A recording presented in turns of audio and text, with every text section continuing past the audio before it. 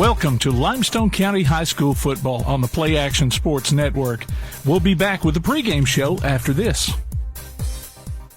It's been said that a smile is happiness you'll find right under your nose. If you're unhappy with your smile, Gibson Orthodontics is here to set things straight. If you'll pardon the pun, Gibson Orthodontics offers traditional metal braces, clear braces, Invisalign clear aligners, along with a variety of other orthodontic appliances to correct your smile and other issues that can lead to dental health problems. Call Gibson Orthodontics at 213-0756 or visit their website at gibsonorthoathens.com to request an appointment. Located at 607 Hobbs Street East in Athens, Gibson Orthodontics. Hey guys, this is Joanna with CEI Bookstore and Truth Publications. I'd like to personally invite you to our storefront.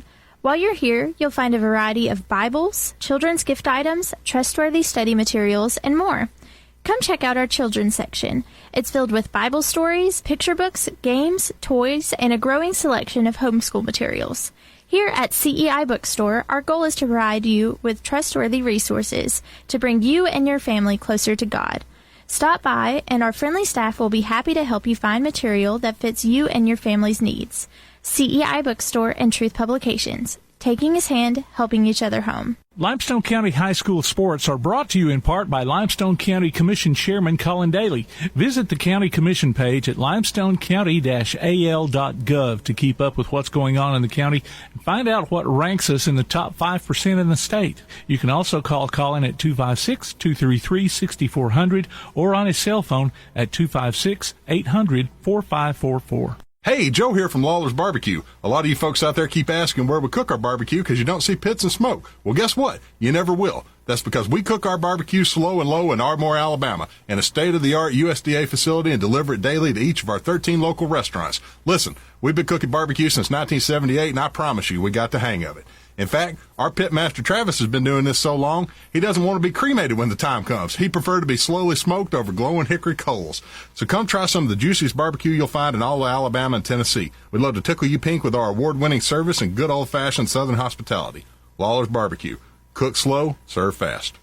Join us for Applebee's Tailgate Talk every Saturday morning at 10 on WKAC. We'll talk to coaches and sports figures of local interest and get their thoughts on whatever comes down the pike. We'll also announce our latest Athlete of the Week and give away an Applebee's gift card and a Tailgate Talk t-shirt. Applebee's Tailgate Talk, Saturday mornings at 10 on your Tailgate Talk app, on your Amazon Echo or Google Home device, online at tailgatetalk.net, and on the air at 1080 WKAC.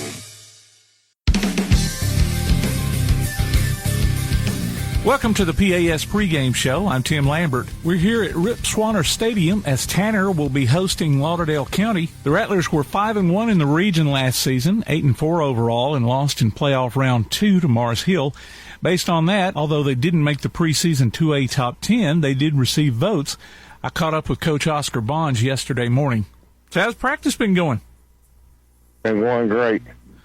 Did you guys play in a jamboree, any type of preseason game? Spring. We did a spring. Oh, you did? That's right. We were supposed to play Art Hubbard, but they end up, canceling, so we just did a little scrimmage with each other. Oh, okay. Did you do any 7-on-7 this summer? Yeah, we did 7-on-7. We went to Ardmore and Winston County. Okay. How'd things go? We lost one game at Ardmore to Gunnersville, and we lost one game at Winston County to Fayette. Okay. Fayette beat us on the last play. But okay. I don't get a whole lot out of 7-on-7. I just want guys to know where they're going. It's not real football to me. Yeah. Well, they're playing somebody else, and so. Right. Well, let's talk numbers. How many have you got on your roster this year? 32. 32. Well, now, how many of those are seniors? Maybe 8. 8? I have to go back and look because I picked up 4 kickers, so that boosted them up. So it's about 8 of them. You picked up 4 kickers? Yeah, I got a kickoff guy, I got a punter, and a PAT guy. One of them actually going to play a position, so I really got 3 kickers. Okay. Wow. Well, still, that's better than it's been, in past years. I just had one that did it all, but the one I had last year was really good, though. So. Yeah. Well, now, how many seniors did you lose? You throwing me off, man. maybe 6, 5, or 6, maybe 6, 7. Really? Those good ones, though. That many? Okay. So, how many returning starters have you got? And that may be... I say a lot of them played, so you know what I'm saying. But I'll say about 6. But pretty much we starting 2 seniors on offense and 2 seniors on defense. So I had the same team back-to-back years, these next 2 years. Okay. So we got 2 senior receivers starting on offense, and we got a middle backer and a corner, two seniors on defense, and everybody else is either a junior, sophomore, or freshman. Okay. And I got to thinking, I don't know how late you decide on who's going to start a certain game because, we're still a day out. We done. We play tomorrow, so we done. We got our starters locked in. Okay. All right, so you went 8-4 overall last year and 5-1 in the region, and you got to the second round of the playoffs. So, things seem to be moving in the right direction. Yeah. Yeah, I remember you talking about the lack of weight training, whenever you got there. Got here, yeah, it's pretty bad. Like I said, it was 2 off season without any weight training. So, like I said, we didn't have a guy that could bench 200, and we had only maybe a handful that could bench 185, maybe 3 or 4. Yeah. And then that was just disastrous. Yeah, well, and I started to say, hopefully the kids are seeing or have been able to see the results as time has gone on. Yeah. See, the first group when I came here, they're juniors and seniors. The junior and senior class was my first class in middle school. They were 7th and 8th grade. So those are the guys that's been in the program. So they know their expectations. They know we're going to lift weights. They know how everything runs. And they're seeing the fruits of their labor. Oh, yeah, they do. Everybody's pretty strong. We're in pretty good shape. Like I said, when I first got here, we probably had about 17 players, and we had 2 or 3 that was 8th graders. And in the second year, a lot of those 8th graders had to play varsity. Yeah. Now we got it. Now I got a good, in practice, I don't have to use no middle schoolers for a scout team like we did in previous years. It's all 9 through 12. Okay. And at middle school, that's a big help. Like the first year, we didn't have enough people to run a scout team, so we just kind of trying to get coaches in and fill in and do it, and that's a lot harder than seeing it full speed. Well, this week you play Lauderdale County. Now, I went and looked at the history of this matchup, and Tanner is 6-18-1 against the Tigers overall, but the last time the two played each other was almost 30 years ago. That'd be good to bring it back, huh? Yeah, 93 was the last matchup. Huh? Who won the last match? Well, I was going to say Tanner lost 20-13 in that game. So, it was not a blowout by any means. So, right. Have you gotten to see anything on Lauderdale County? Yeah, they're gonna do traditionally what they do. They're gonna get in the wing tee. They're gonna try to run it right at you. And they're going to try to power you. They've always been physical. Yeah. They've always been physical. Solid on defense. They're going to play a 3-3 stack. And that's pretty much it. They're going to do what they do. Yeah. Try to shorten the game, eat some clock. They cool. They fine with 3 or 4 yards in a cloud of dust. Try to eat the clock down and play good defense and score, wear you down. Yeah. I knew that wing tee was kind of a tradition with them. Yeah. Still in it. Well, good luck against Lauderdale County. I appreciate that. Yeah, but we got to stop the keys to the victory. The game is always won in the trenches. We got to be able to stop the run, and we got to be able to impose our will and be able to run the ball on them some. But we also got to be able to spread them out because they like to load up in the box and stop the run. So we got to take what they give us. If they're going to try to stop the run, we need to be able to throw it to our athletes and get them out in space and see what they can do. Football is basically a lot of one-on-ones. It's almost like basketball. You find a matchup, you go to them. Who's a better athlete? Who can make the play? Yeah. Well, maybe your quicker guys can do something against the hopefully bigger, slower guys. Yeah. Well, we're a little bigger than them. So. Oh, really? Okay. Yeah, we're bigger than them. So we're pretty big. We're still big up front. Now I lost 300 pounders last year, but I still got some big boys up there. Yeah. Well, I know you'd had some big guys, but yeah, I guess I was just kind of going on what Lauderdale County typically was, Yeah.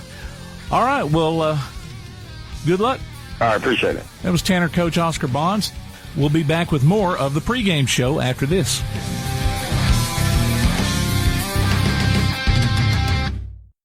Davis & Cole LLP in Athens has served the area assisting individuals and businesses with bookkeeping, tax preparation and filing, and routine accounting. Davis & Cole LLP, 105 South Marion Street in Athens. Call 232-9994. Davis & Cole LLP. Looking for T-shirts with just the message you want? They're as close as your computer or mobile device. Just go to daddyoscustomtees.com and look through the selection of designs for the perfect one.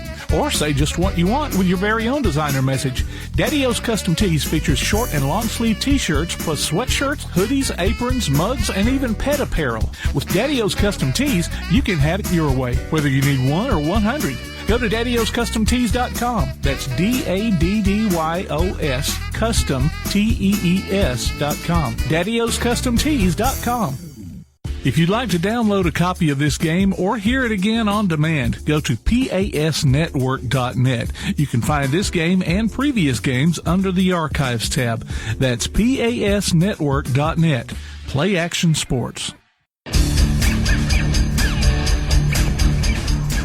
We are live at Rip Swanner Stadium for tonight's matchup between your Tanner Rattlers and the visiting Lauderdale County Tigers. Good evening, everyone.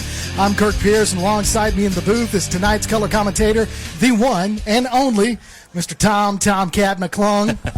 Welcome, Tom. It's our first broadcast of the 2022 football season, and it's here, week 0. Week 0, and how can you follow up an introduction like that? The man, the myth, the legend himself, Kirk Pierce, calling play-by-play tonight. And honestly, Kirk, it's good to get back home. Old Tomcat, way before he was Tomcat, graduated this place back in 1983. I've spent my share of time in the stands and the marching band, and loved it. Love coming back home. Well, it is awesome always to come here in Tanner. It's a great community.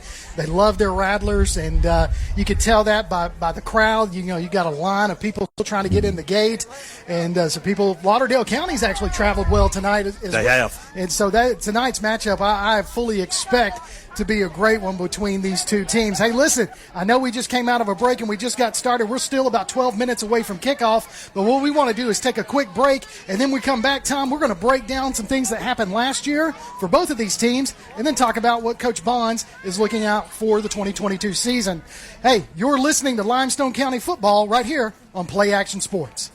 Whether you're in the market for residential or commercial property or looking to sell your current home, land, or building, make your first call to the Phillips team at Alabama Real Estate Solutions. Paula and James can help you with everything you need, whether you're buying or selling. Call Paula at 777-4916 or James at 656-2370. You can also see their listings online at alrealsolutions.com. Look for them on Facebook, too. The Phillips team at Alabama Real Estate Solutions. Real solutions for real estate. The next time you need a pharmacy, one call to Athens Creekside Drugs, Salem Pharmacy, or Florence Express Pharmacy will fill the bill.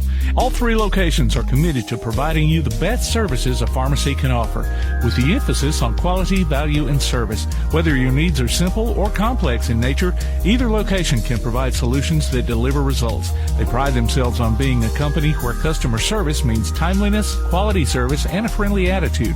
Athens Creekside Drugs at 605 Highway 31 South, Salem Pharmacy at 28730 Highway 99, and Florence Express Pharmacy on Mall Road in Florence.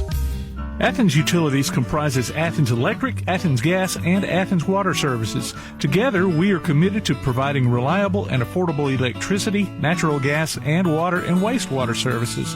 We operate as part of the City of Athens, and just like our city's motto of Athens is classic Southern character, we believe in supporting what makes our community special, and that includes Athens and Limestone County sports.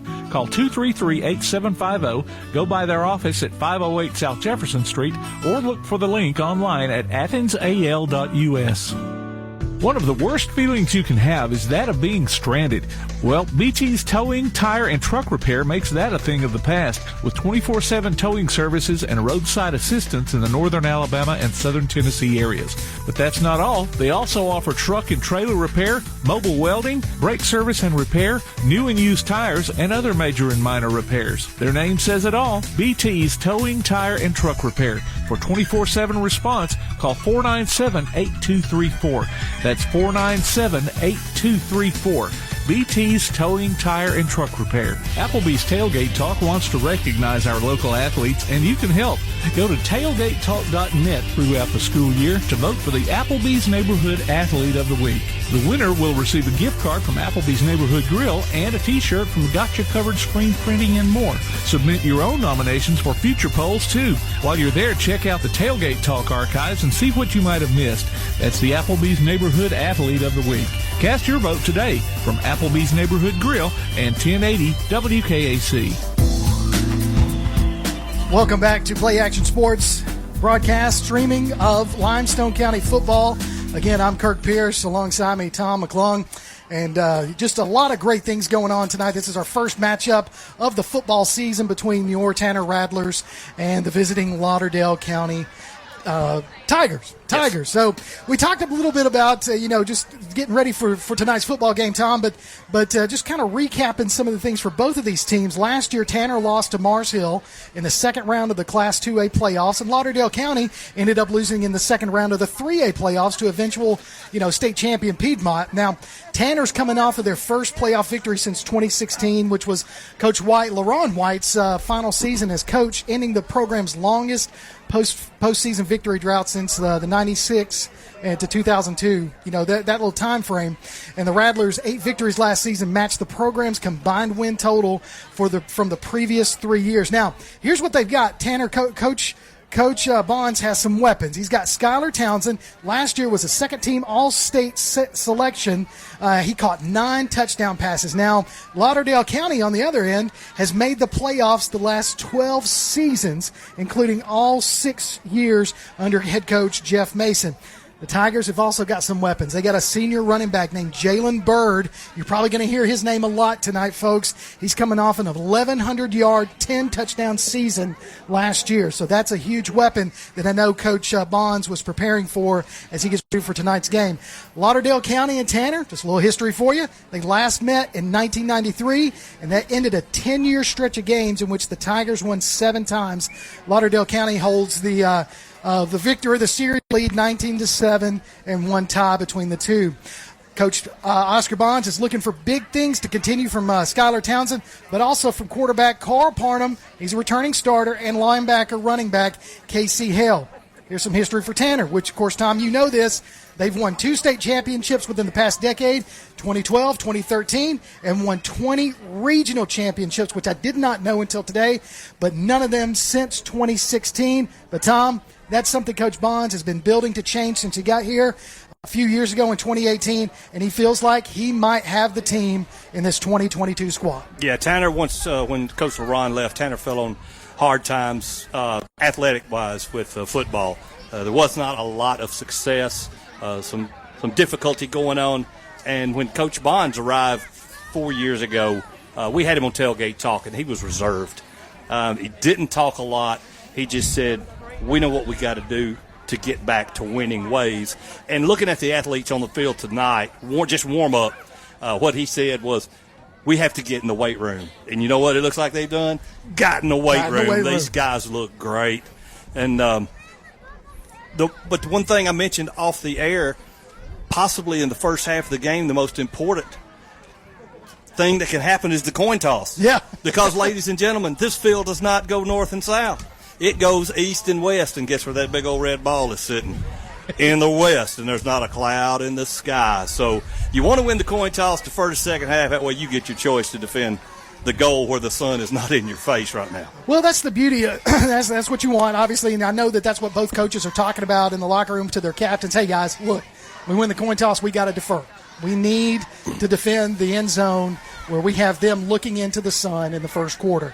And you know that both coaches are talking that up. But I want to go back to the weapons.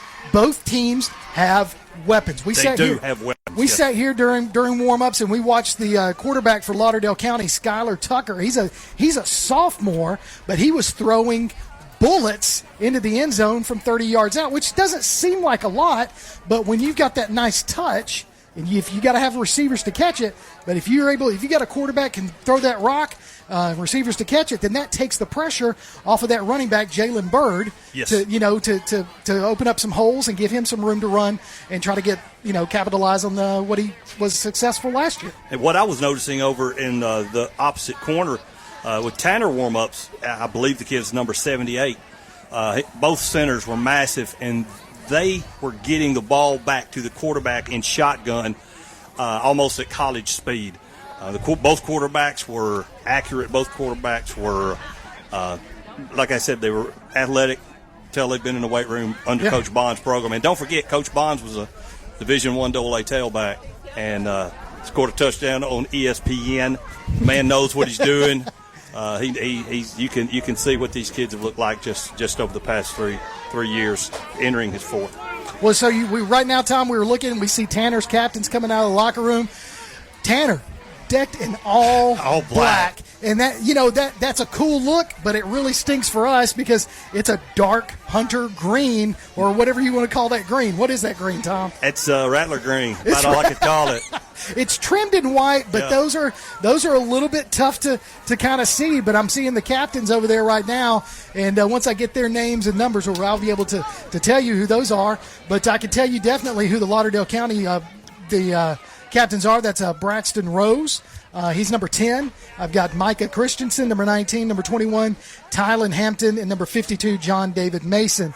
And over there across the way on the north side of this field is the home team, the Tanner Rattlers. I see number 4, Carl Parham. Yeah, I see him. I see 14. We've already talked about KC Hale on the defensive side. I see number 2. I believe that is number 8. That's Skylar Townsend, or is that number 2? I can't tell. It looks like number 2 from here. Nez Jackson, and then we got number 55. Big number 55, the double nickel himself. Daryl Howard. There it is. Is that? Oh my goodness! I think I know both these kids' daddies. I know Carl's daddy because Carl, if you're listening, man, your kid's turning out really good, buddy. I know you're proud. And Daryl, if this is your kid.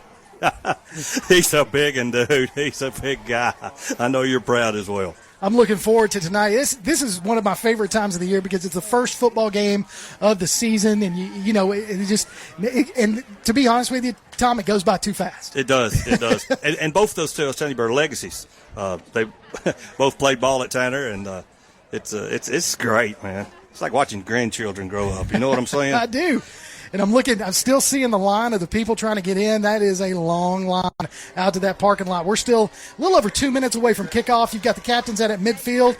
The officials going over some of the rules, no punching below the belt, those kinds of things. And no kidney punches. No rabbit punches, all that kind of stuff. When the bell rings, you got to go back to your corners, all that kind of stuff. But that's what he's doing, and he's getting ready. So it looks like Lauderdale County has won the toss, and they have deferred to the second half, which is exactly what you wanted. And they are going to defend. They're headed towards the east end zone. They'll defend the west end zone. So Tanner is going to get the ball first to start this first football game of Limestone County High School football for the 2022 season. We're going to see the Rattler offense as we've got crowds at both sides in the end zone. You got Tanner Rattlers with their banner up, and you got your fans on both sides, the cheering section, the students. Same thing with Lauderdale County as they got theirs, Caution Tiger Victory. So we'll see what happens here. Absolutely. Now, one thing that very few people know about or remember, even I don't remember, but the story was shared 1966 or maybe 1968, the fight on the field here before it was Rip Swanner Field between Lauderdale County and Tanner. It was so bad they suspended the series. And they didn't play again for a long, long time. But none of these children are part of that. No, they are. So now we got Lauderdale County coming out. They are in their white pads trimmed in, I guess it's almost like a maroon. Yes. With white jerseys, maroon numerals. They've got maroon helmets with the numerals in white on the sides. Looks a little bit like a little Crimson Tide action. With I would say more like Mississippi State. I'll give you that color, but the uniform layout's about the layout. Okay, I'll give you that layout. But now you got Tanner getting ready to bust through theirs. And they do, and they're Tanner Rattlers on their way to start this off. I don't know what's going on there. They got a sledgehammer? That's awesome. I don't know. Maybe it's like a turnover chain. They took that sledgehammer to the sidelines. They're ready to go to work. The Lauderdale County boys come out leading with the American flag, the Alabama flag. Tanner comes out with the sledgehammer. There you go. Well, listen, folks, you can enter your name for Lawler's Fan of the Week at PASnetwork.net. We'll announce the winner during the postgame show of each and every Limestone County game. The winner gets a $20 gift card from Lawler's Barbecue. And like I said, we'll announce that later on. And I love me some Lawler's. Back deep to receive the opening kickoff for the Tanner Rattlers. We're looking at number 6 for the Rattlers. That's Kean Jackson. And number 2 is going to be Nez Jackson. And there's one more on the other side of the field. We can't apologize. Number 6. Okay, the number 6. No, that was, or 5. That'd be Nick Garth. Yeah, I can't see her way over there. Which is probably related to my good friend Gwen Garth. Gwen, if you're listening, love you. Haven't seen you in far too long. One good thing I noticed before they kick is that Tanner, when they warmed up facing the sun. So maybe this will not be a big disadvantage. Well, the kick is kind of low, but it's going to be picked up right there at the 20-yard line. Going to be out to the 30. Got some blocks. Got another block, and they're trying to break it out to the far side. It's going to cut back in. Got a penalty flag on the floor on the field. Going to be dragged down from behind. That was a lot of running for a net of 10 yards. I think they're going to get Tanner with a hold on the. It's going to be a block in the back. A block in the back. Okay. Yeah. So all of that running's going to be for naught, as it's going to come back. As Lauderdale County is going to go ahead and push them back, accept that penalty. So Tanner is going to start their first play from scrimmage, 1st and 10. Which is going to be from about probably the 20, maybe it's going to be from the 20-yard line.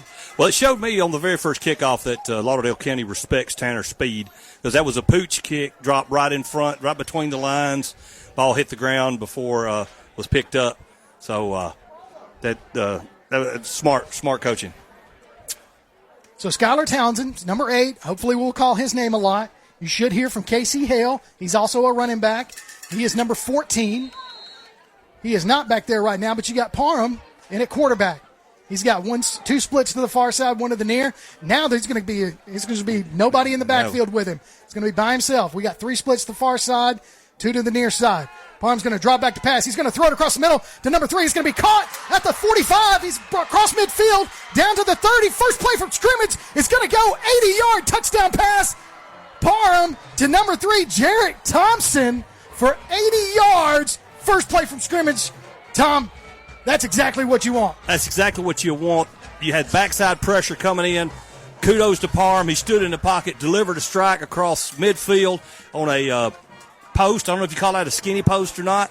And speed. And there was a blocker down there, only one man to beat. And all he had to do was just get around him and take it to the house. Great play. Opening series, 6-0, Tanner Rattlers. So one of the 15 kickers that Coach Bonds has on his team right now, Moises Pera is actually going to line up for the extra point for the Rattlers.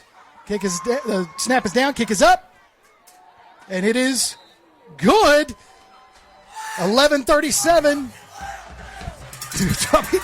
Not a whole lot of time taking off the clock. No, and that score is 7-0. That was eye-opening right there. It really was. Hey, you're listening to Limestone County Football from Play Action Sports. Whether you've suffered massive storm damages to your roof or it appears to be only minor repairs you need, call Evans Roofing for a free inspection at 345-9179 or 614-2796. Don't trust one of those out-of-town operations that are here today and gone tomorrow. Evans Roofing is locally owned and operated, BBB accredited, bonded, and licensed, as well as licensed by the Alabama Home Builders. Evans Roofing offers a 10-year warranty and the lowest price guaranteed. Call 345-9179 or 614-2796 or visit them on Facebook. Evans Roofing. We'll be here after the storm. Welcome back to Limestone County Football Game of the Week. It's the Tanner Rattlers hosting Lauderdale County Tigers. 11:37 left to play in the first quarter. Opening play of the game, Tom. Parham to Thompson, 80-yard touchdown pass. Beautiful thing. Starts with fundamentals. I mentioned it before in the pregame of the snap from the center to the quarterback. It's quick, it's accurate, and it was well blocked play, well designed, well executed. So we got another kicker out there for the Rattlers. It's a high end-over-end kick. It's going to be short of the end zone. Going to be fielded about the 5-yard line by number 10, Braxton Rose. He's going to find a crease. He's going to be brought down. Helmet's going to come off. He's going to cross the 30 down to about the 33-yard line, 32-yard lines where they're going to spot him. So good field position for Lauderdale County to start their first offensive play for the 2022 season. That was well-executed return as blocking set up really good. There was a hole there. Speed of Tanner closed in, and a kid overrun him, got his hand on the shoulder pads, and slowed him down enough to get pursuit to follow. Now, just off of the eye test right here, Tom, I'm going to tell you, those 3 defensive down linemen for the Rattlers, those are some hosses right there. That's some big old gentlemen right there. 55, 78, and 52. That nose tackle, they definitely have some size on that offensive line. Yeah, Darryl Howard there on the left guard, athletic-looking young man, very large. So the quarterback is number 7. He's going to hand it off to number 27 right up the middle for a nice gain there. Crosses the 40 down to about the 45-yard line. Goes number 27, Brody Richardson. And the quarterback in there is number 7, Jackson Lovelace. He's a junior, so he is the starting quarterback tonight for the Tigers. That's the best way to attack speed, is straight at it. And they did. Nice hole opened up right there. Disciplined blocking and a nice first down pickup. Yeah, you mentioned discipline. This Lauderdale County offense is always disciplined. They'll run some traps.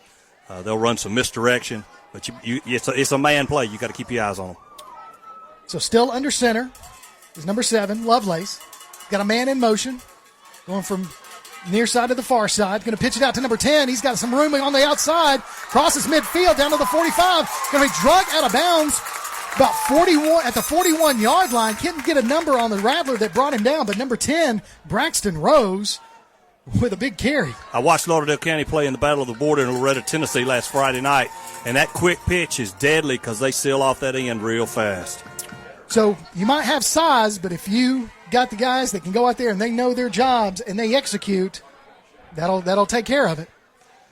All right, under center again is the quarterback, Lovelace. He's going to fake the handoff, roll to the near side, got some press, going to throw it to the tight end, number 19, and he's going to cross the 10, 5, he's into the end zone. Touchdown, Lauderdale County. Lovelace to Micah Christensen, 70-yard drive in 4 plays. And we got a penalty flag, dead ball foul. I'm not sure what it is. The same ref who's holding the touchdown arms is the one who threw the flag. Yeah, I apologize for jumping in the middle of your play-by-play, but they had 3 men wide open. They could have scored on any one of the 3. Yeah, so Micah Christensen from the tight end slot, able to get over there, make the catch on a kind of an up and in route across the middle. Still haven't seen what the penalty call is. Maybe a little over celebration. So we'll see. So here's the call from the referee. Touchdown's good. Dead ball. Unsportsmanlike conduct against Lauderdale County.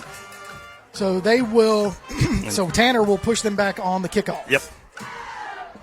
So 10:24 remaining in the first quarter, and after this extra point try, we'll see if we get a knotted up score. It's a bobbled snap. It's not going to go anywhere, so your score with 10:24 left to play in the first quarter. Tanner 7, Lauderdale County 6. You're listening to Limestone County Football from Play Action Sports. This is Joanna from CEI Bookstore and Truth Publications. Many of you are searching for Bible study materials for your home or for Bible class. Sometimes that process can be challenging and difficult. I'd love to help you find solutions that would fit your needs and give you more time for your studies. One of our most popular book lines is the Bible Textbook Series. These workbooks are designed to take teen and adult students book by book through the Bible. So stop struggling with the search and come by and let us help you select reliable and meaningful study materials for your class or family. CEI Bookstore and Truth Publications, taking his hand, helping each other home. Welcome back to Limestone County Football right here on Play Action Sports. As Tom and I are talking about trying to get our stats correct, but Tanner, opening play of the game, score a touchdown on an 80-yard touchdown pass from Parham to Thompson. Lauderdale County gets the ball and responds in 4 plays for a 35-yard touchdown pass from Lovelace to Christensen. And but they bobbled the extra point attempt, so Tanner still has the lead, 7-6. Can't blame that one on the holder. That'd be probably more on the center than anybody. But you saw Lauderdale County put impressive rushing numbers out. Tanner brings her safeties up, and then so Townsend's going to take that short kick, and he's going to go out of bounds right at midfield. They're going to say he's right there. But you can't get on that line any better than that right there. He is on the 50. I don't know. Right. I don't know if he's on Tanner side or Lauderdale County side. And that was smart. He didn't run sideways 30 yards to get 2 and a block in the back. So you're smart return. That's a great field position. Very good. If you start at midfield every drive, every coach would take it. Yep. So you got your playmakers. We've already seen one. We haven't seen Skylar Townsend, but they've only had one play. Yes. So that was our first look at the second team All-State from last year, and he's going to split to the near side. He's also going to bring with him number 3, Jarrett Thompson, who had the touchdown reception right off the bat. In the backfield, quarterback Parham. He's got 2 running backs there with him, one to his right, one up back. He's going to fake the handoff to the running back to his right. He's going to sit back and throw. He's going to throw it across the middle. It's going to be picked off. There's going to be a penalty flag on the play by number 2 for Lauderdale County. He's still on his feet, going to be brought down at the 10-yard line. So not a pick 6, but definitely a huge turnover.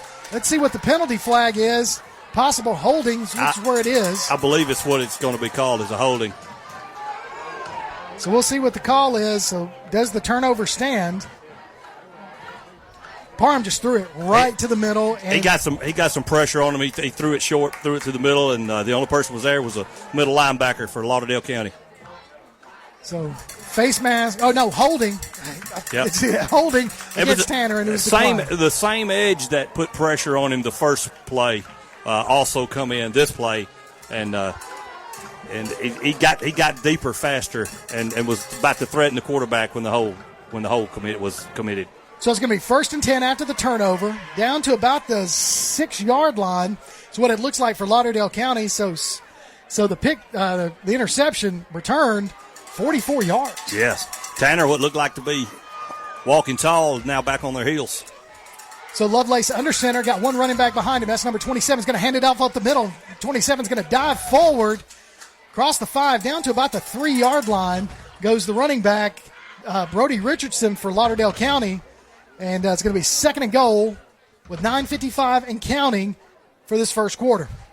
Yeah, tackle made pretty close to the line of scrimmage by the linebackers come up, and gained him a few yards, not a lot. But Lauderdale County will take that if they can do it every time.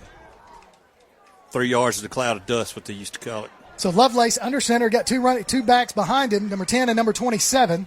He's going to hand it off to the up back, number 10. Number 10 is going to dive forward, and he is in the end zone for the touchdown. So turnover turns into as the confetti cannons fly.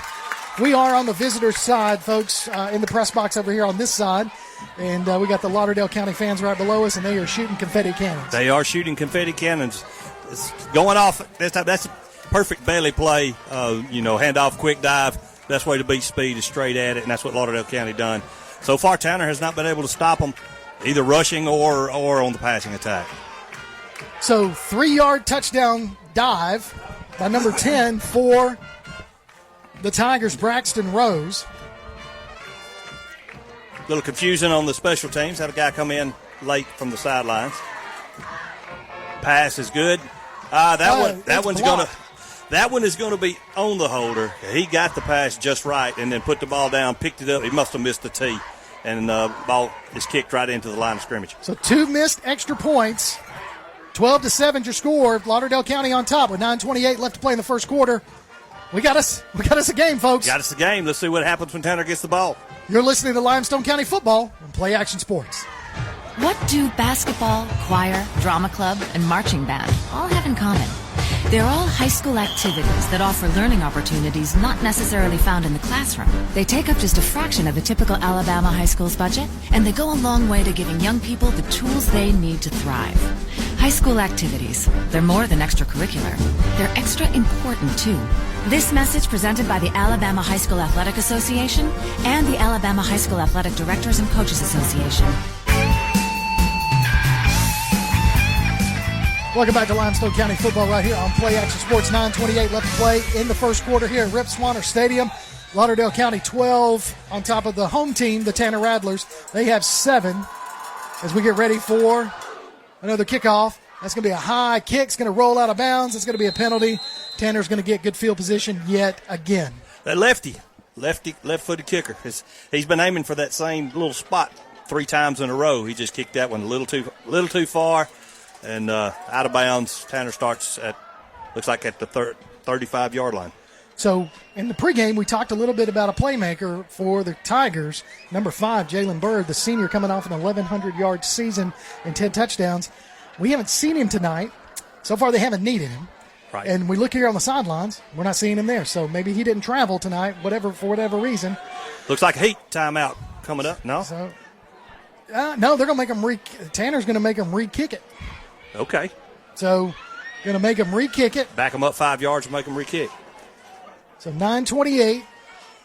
Tanner down a score. Down 5 after the 2 missed extra points due to snapper, holder, kind of mishandles. Miscommunication. Whatever you want to call it by the Lauderdale County Tigers. We know that Tanner's got the weapons. We just got to, like you said, establish a run game, get that going, because we have not seen a run yet. So there's another kick, and it's going to be fielded at the 30-yard line by number 2 for the Rattlers. Going to try to bust it onto the far side. Got a block, picks up another one, shakes one defender. Going to try to go past another one, crosses midfield, drug out of bounds, short of the Lauderdale County 40. Looks like they're going to spot him at about the 42-yard line. Great field position again by Tanner. Good play call, Coach. Making him kick the ball again, not taking the ball on the – he knows what he has. He knows his skill players are fast, and he knew he had a better chance of getting a run back, and he done well. So Nez Jackson on the return for the Rattlers.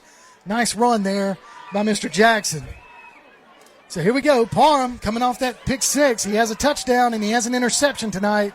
This is the 3rd series. Let's see what the Rattlers do. As he's got a single setback with him. He's got trips to the far side. Everybody else is in tight. He's going to keep it himself and roll to the near side. Got a block, trying to find a seam. He's on his way. He's going to be drugged from behind and then slowed up just a little bit. Enough for 2 guys to make the tackle, but he gets down to the 25-yard line. That was a great play. Good design call. Trips to the right, quarterback draw to the left. Everybody was going right, and a good block. And Parham saw the hole, put his foot down, and 25, 30 yards later, he's got a first down, and Tanner's in the business. So 1st and 10 from the Lauderdale County 20, I'm going to say 25. Short, they got it short of the 25 just a little bit, but the nose of the ball is almost on the chalk. It looks like we are going to get a heat timeout. I think this is a timeout. Or is this an official? No, it's an official. He called a no, it's a timeout for Tanner. Oh, so Tanner called a timeout with 9:05 left to play in the first quarter. We'll take a timeout as well. Lauderdale County on top, 12-7 on top of the Tanner Rattlers. You're listening to Limestone County Football on Play Action Sports. Davis & Cole LLP in Athens has served the area assisting individuals and businesses with bookkeeping, tax preparation and filing, and routine accounting. Davis & Cole LLP, 105 South Marion Street in Athens. Call 232-9994. Davis & Cole LLP. Stick around after local high school football coverage this season as we announce our Lawlers Fans of the Week. Just go to pasnetwork.net and register. Then listen during the postgame show of each regular season game as we pick the winner of a $20 gift card from Lawler's Barbecue. The next fan of the week could be you from Lawler's Barbecue and Play Action Sports. Welcome back to Limestone County Football right here on Play Action Sports. As we come out of timeout, Tanner Rattlers come out. Coach Bonds, like you said, Tom, he had a gripe right there, expressed his opinion, took the timeout, and here we go. Parham back there in the backfield. He's got number 5 next to him. And he's going to give the handoff to number 2. He's going to try to find a seam, and he does a little bit. Nez Jackson picks up a few yards, crosses the 25 down to about the 23. Late penalty flag. See what happens there. Nez Jackson picks up a few yards for second down for Tanner, but we'll see what the call is as the official's looking over. You usually get this a lot out of the first game because, little bit of action. People have been hitting themselves, for the past couple of weeks, and it's hard. Dead ball. Personal foul against Lauderdale County. So that's going to be an automatic first down. So whatever that personal foul was, I didn't see it, Tom. Did you? No, I did not. This is not our best vantage point here in the visitors' press box. No, but I tell you, that sun is actually, I don't know, it just doesn't. It's not in play right now. No, it's really not. So Tanner breaks the huddle, 1st and 10 from the 12-yard line. Parham's got number 2, Nez Jackson, back there with him. He's got a split to the far side. He's got 2 to the near side. He's got Skylar Townsend in the slot. Jackson's going to try to take the handoff, try to bounce it to the outside. Gets to about the 10-yard line. Not much on the play, but second down. Looked like Tanner showed Lauderdale County a little bit of their offense on that one with the flanker. Almost looking like the old wing T, half of a wing T formation. Run off that side, got a few extra blocks, and gained a few yards there for, looks like 2 yards a gain for the Rattlers. So 8:20 and counting in the first quarter. We've already had 3 touchdowns, 2 by Lauderdale County, 1 by Tanner. Tanner's trying to strike again in the first quarter to take the lead again. Parham's back there. He's going to fake the handoff. He's looking to throw it deep. He's going to throw it to Townsend. Townsend's got it. Right off his fingertips in the corner of the end zone. Incomplete pass brings up third down. Well, I had to lean back so you could get the view of what was happening. So I have no option to color commentate except it's third down and about 8. So they can get the first down and go first and goal. So you got plenty of. I can't really see down there where the stick is. It looks like it might be on the 2. Yeah, it should be around the 2. Yeah.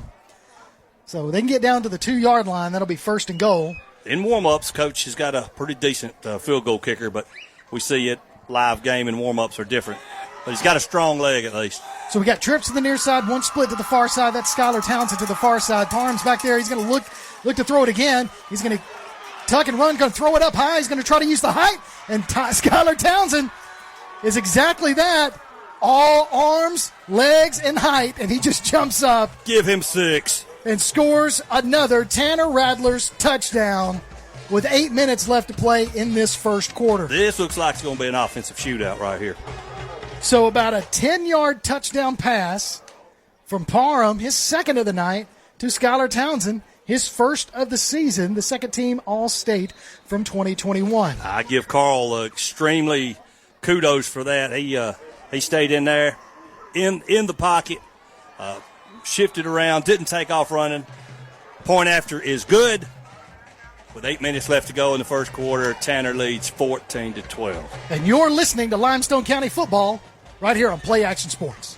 Got something to say? Put it on a T-shirt or hoodie or apron or even an iPhone case. Just go to daddyoscustomtees.com and make it happen. Look through their selection of ready-made designs or make one of your own. With Daddy O's Custom Tees, you can truly have it your way. Look for Daddy O's Custom Tees on Facebook, follow them on Twitter or Instagram, or go online to daddyoscustomtees.com. That's DADDYOS Custom TEES.com. Daddy O's Custom Tees. They've got your back or front. daddyoscustomtees.com. Welcome back to Limestone County football right here on Play Action Sports. I'm Kirk Pierce bringing you tonight's play-by-play action along with me, Tom McClung, the Tomcat, color commentator. Came from Tanner, alma mater. Here to call his alma mater's game tonight. As Tanner on top by 2, 14-12. Little miscommunication for the officials. Tanner's wanting to kick the ball, and the officials saying, hold up. Don't know if they have enough people on the field. That really should be, if you don't have enough, you should. Yeah, if you're going to play with 10. You're right. But here we go. All right. The kick is high. Oh, that is a good, high, deep kick that's going to go into the end zone. Landed on the goal line. Who is that right there? Number 18. One of, we've kind of joked. Probably one of Matt's kids. Coach. Junior Diaz. He's the senior kicker. Man, you're right. He booted that. And I think, speaking of Coach Matt Smith, he's the Tanner varsity soccer coach, boys soccer here at the Tanner Rattlers. And he's going to join us at halftime, Tom, to Talk to us a little bit about Tanner Rattler soccer in 2023. Hey, they've had Coach Smith has done a great job of coaching Tanner soccer for the last several years, and he's putting them in the playoffs. So Lauderdale County, 1st and 10 from their own 20. Lovelace going to hand it off to number 10. Number 10 is going to shake one tackler. He's going to shake another one. He's going to pick up a first down, still on his feet, drugged down. Finally, about the 39-yard line goes number 10. That's Braxton Rose. He scored a touchdown on the last possession after the interception, and he just hit that hole and kept running. Yeah, that's what he was doing last week against Summertown and Loretta when he was playing. You could tell he was the boss in the backfield. So 1st and 10 as the run game for the Tigers is really solid. Tanner had one kid that I didn't get his number. Again, it's difficult seeing, but he had one kid that had a chance to make a play in the backfield, and number 10, Shifty. He is Shifty. Made him miss. In the backfield is Richardson, number 27. Lovelace under center again. Now we got a whistle. So it looks like Coach Bonds wants another timeout, and that's exactly what he's got. So that's 2 timeouts in the first quarter in this first half. We'll take a timeout as well. You're listening to Limestone County Football on Play Action Sports. It's been said that a smile is happiness you'll find right under your nose. If you're unhappy with your smile, Gibson Orthodontics is here to set things straight. If you'll pardon the pun, Gibson Orthodontics offers traditional metal braces, clear braces, Invisalign clear aligners, along with a variety of other orthodontic appliances to correct your smile and other issues that can lead to dental health problems. Call Gibson Orthodontics at 213-0756 or visit their website at gibsonorthoathens.com to request an appointment. Located at 607 Hobbs Street East in Athens, Gibson Orthodontics. Welcome back to Limestone County Football right here on Play Action Sports. Tanner on top, 14-12, with 7:23 left to play in this first quarter. Tom, you were going to talk about that timeout. Yeah, Coach Bonds come off the sidelines loud, unhappy with the defense, the lineup or whatever it was. They didn't get the right. They didn't line up like Coach wanted it. Evidently, he thought they might could score on this play, and so he burnt that second timeout in the first quarter. So Lovelace under center. He's got Rose back there with him. Number 10. He's got 2 splits to the far side, 1 to the near. He's going to drop back to pass. He's going to look to throw it deep. It's going to be picked off right here at the 45-yard line by number 3 for Tanner. He's going to cross the 50, still on his feet, gets down to about the 35-yard line. Is the interception by Tanner by Jarrett Thompson, who scored the 80-yard opening drive touchdown pass. So Jarrett Thompson with a touchdown and an interception in this first quarter. And just like the interception for Tanner, Braxton Rose had rattlers all in his face. Yeah, he did. And he had to throw it. He threw it off balance, off his back foot, and didn't. He had a man that could have been open, but the eyes of the good defense. He was playing the field, playing his own position. So what we call in the golf game a mulligan. Yep. With that timeout, that's exactly what Coach Bonds did, and he took advantage of that mulligan right there. So Parham's going to keep it himself as he tries to roll out to the far side. Going to cut it up the middle. He's still got the edge. Got a nice little edge block right there. Picks up about 5 yards, it looked like, on that carry, though. Maybe 6. We'll say 7 now that I'm watching this guy.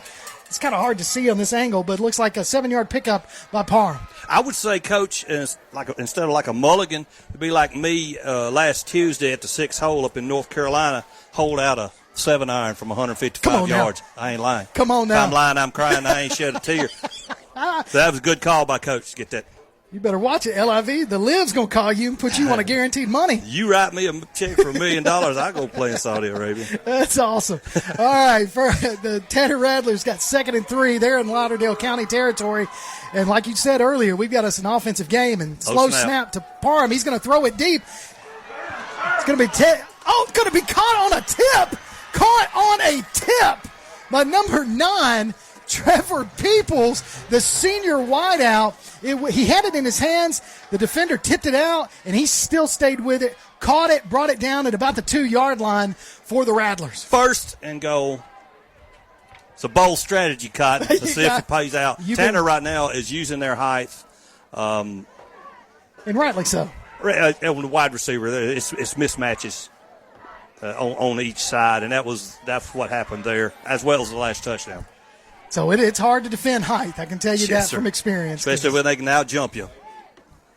So what do you do, Coach? Do you run the ball up the middle here? Well, you got Parham in the backfield. He's going to hand it off to the up back. He's not going to go anywhere. Yeah. Probably lost a yard. Probably did. They did run the ball up the middle, and it went nowhere. So those defenders right there on that defensive line were able to bring down number 2 for the Rattlers.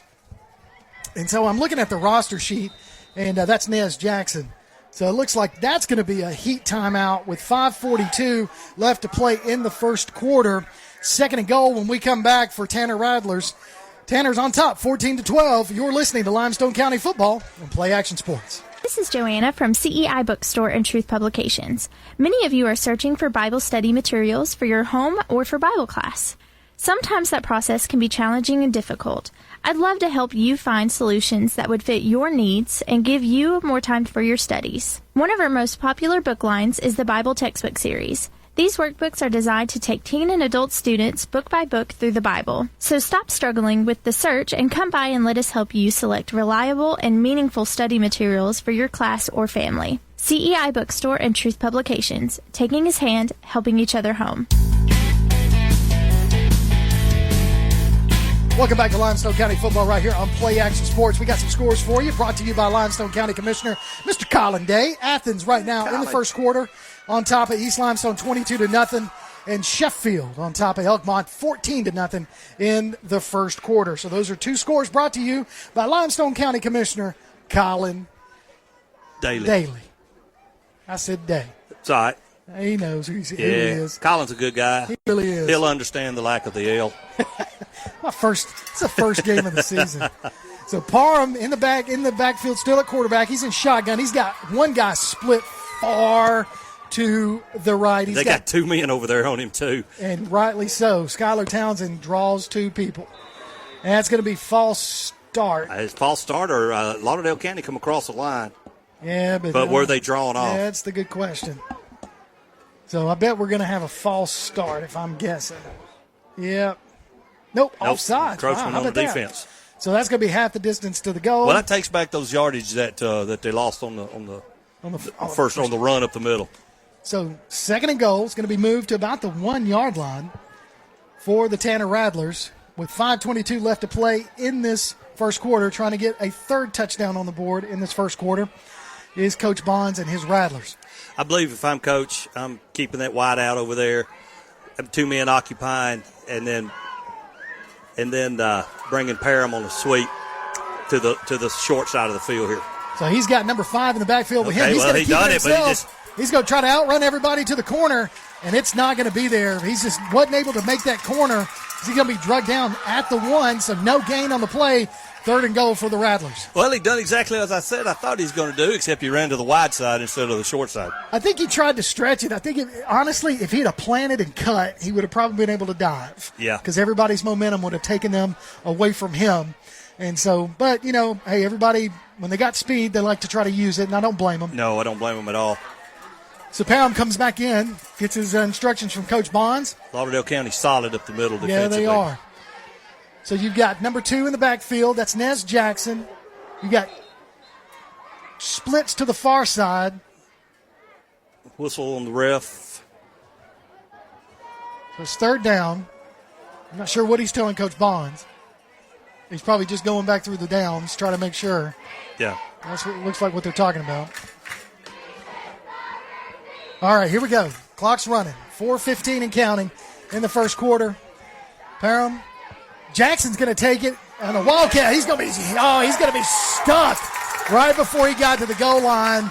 Middle linebacker, 52 or 54. It looked like number 52. That's John David Mason. He is a captain on that defensive side. Yes, and he's fast. So what do you do here? I think you got to go for it. I mean, you're in the middle of the field. Now you go 50-50 ball with your tall wide receiver. Absolutely. And if you don't get it, you put them deep in their side. Is it fourth down? Yeah, this is 4th and goal. Oh, okay. I would kick the field goal, but that's with the extra point with the special teams I had. I would kick the field goal, but Jackson's going to keep it, trying to run up the middle. He's going to get in. Looks like they're going to blow the whistle, say dead ball, flag. Probably going to have some movement, which is going to probably change that. They weren't set long enough, I believe. No. Tried to do a quick snap. And Tanner. It was yeah. Wildcat formation. Yes, it was. The Wild Rattler formation. So that's going to move them back. So he's going to do exactly what you thought. You've got the special teams. So he's going to try for 3 here to try to make it a 5-point game with 3:26 left to play. But I'll tell you, Tom, the way this first quarter's gone, field goal, I think you got to get 6. But you know what? You get the points when you can get them. Absolutely. We've seen adjustments made mid-game, and so there's the kick. It's up. It looked good from our angle, and it is good. So Lauderdale County got deep in the backfield. Yeah, they did. I thought they was going to block that one. So 3:17 left to play in this first quarter, people. Your score, Tanner 17, Lauderdale County 12. You're listening to Limestone County Football from Play Action Sports. Limestone County High School sports are brought to you in part by Limestone County Commission Chairman Colin Daly. Visit the County Commission page at limestonecounty-al.gov to keep up with what's going on in the county and find out what ranks us in the top 5% in the state. You can also call Colin at 256-233-6400 or on his cell phone at 256-800-4544.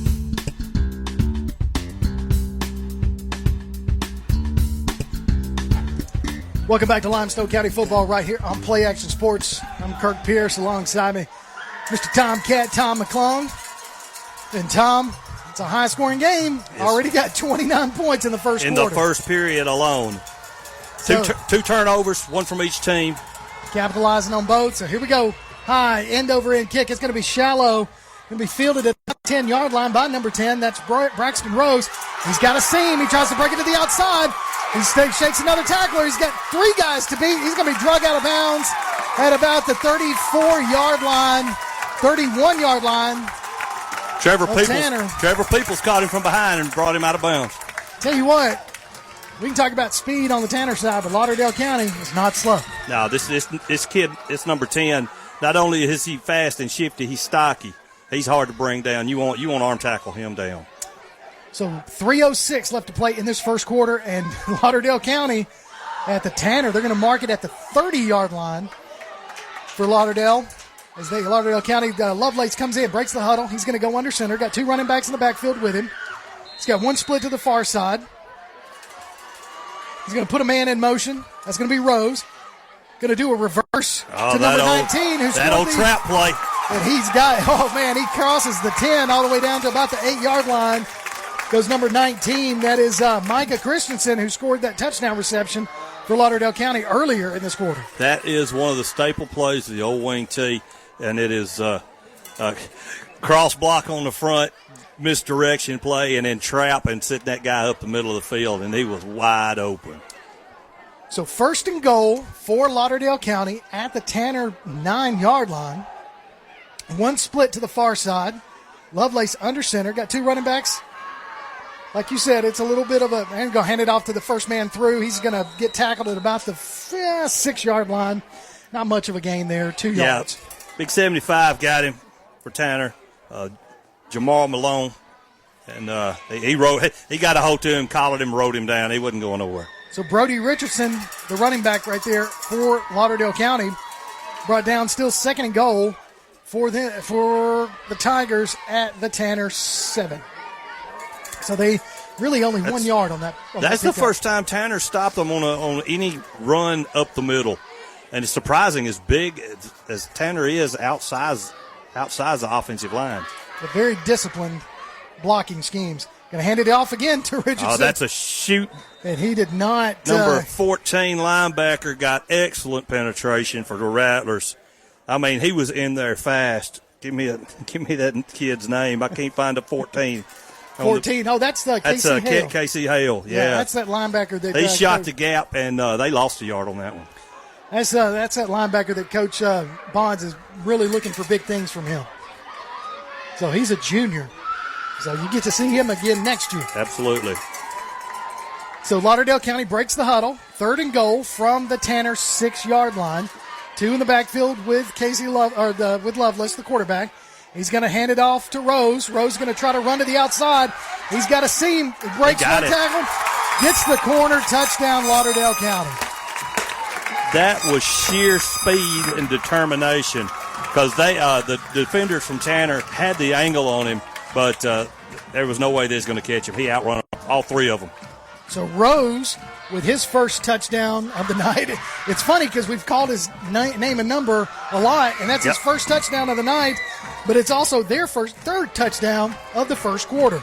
And the old woes that has been a thorn in the flesh here is the PAT, point after try. They're not doing it this time. They're going for two. Don't blame them at all. So we're going to hand it off to Rose again. It's going to be a reverse to the inside, and that's play number call. 19. Yeah, good play call. Christensen gets in there for the 2-point conversion. It's good. That takes your score with 1:04 left to play in this first quarter, folks. 20 Lauderdale County, 17 Tanner. You're listening to Limestone County football from Play Action Sports. Hey, Joe here from Lawler's Barbecue. A lot of you folks out there keep asking where we cook our barbecue because you don't see pits and smoke. Well, guess what? You never will. That's because we cook our barbecue slow and low in Ardmore, Alabama, in a state-of-the-art USDA facility and deliver it daily to each of our 13 local restaurants. Listen, we've been cooking barbecue since 1978, and I promise you, we got the hang of it. In fact, our pit master Travis has been doing this so long, he doesn't want to be cremated when the time comes. He prefers to be slowly smoked over glowing hickory coals. So come try some of the juiciest barbecue you'll find in all of Alabama and Tennessee. We'd love to tickle you pink with our award-winning service and good old-fashioned Southern hospitality. Lawler's Barbecue. Cook slow, serve fast. Welcome back to Limestone County football right here on Play Action Sports. 1:04 left to play in this first quarter at Rip Swanner Stadium. Lauderdale County on top. They took the lead, retook the lead, 20-17 on top of your home team, Tanner Rattlers. And Tom, we were just talking about, Tanner, I'm pretty sure Lauderdale County, they're being a 3A. They got a little bit more of a depth chart versus what Tanner has. So you've got a lot of these kids out there for the Rattlers playing both sides of the ball. Fielded at about the 25-yard line is the up man for the Tanner Rattlers. He crosses the 30, brought down at about the 39-yard line. So it'll be 1st and 10, Tanner from their own 39. Yeah, we're going to see conditioning and depth become a factor here. That was a good run that time. Number 6, there he is right there, Ken Jackson. He caught it, took it straight up the middle, got what he could get, took a couple of hard licks from Lauderdale County. Those boys are in shape, too. You're looking at some kids that's been in the weight room for a while. So we're finally under a minute left to play in the first quarter. I'm just hoping we get out of the first quarter before dark. This first quarter has lasted 42 minutes so far, and we've had a ton of scoring. So here we go. Parham, quarterback, shotgun, got 2 splits to the far side, going to fake it to the running back in the backfield, going to screen pass into the flat on the far side. Going to break a couple tackles, cross the 50, still on his feet, spin move. That's the O button on the PlayStation controller. It was, wasn't it? It gets down to about the 38-yard line of Lauderdale County. Goes the receiver there for the Rattlers. Two defenders had a shot at him, and he run right through them, right between them. I think one got a left arm on him, one got a right arm on him, and 10 yards further down the field, after a first down, he's brought down. So 1st and 10, Tanner in Lauderdale County territory, about the 38-yard line. That kind of looked like Tecmo Bowl with Bo Jackson running. Yeah, a little the way he was getting there. So here we go. Single set back to the left of Parham. He's got trips to the far side. He's going to take the shotgun snap, and he's going to roll it to the near side, keep it himself. Try to use his speed. He gets one tackle, but not enough. Can't get to the 40. Really barely even gets to the 40 before he got down. So it'd be 2nd down.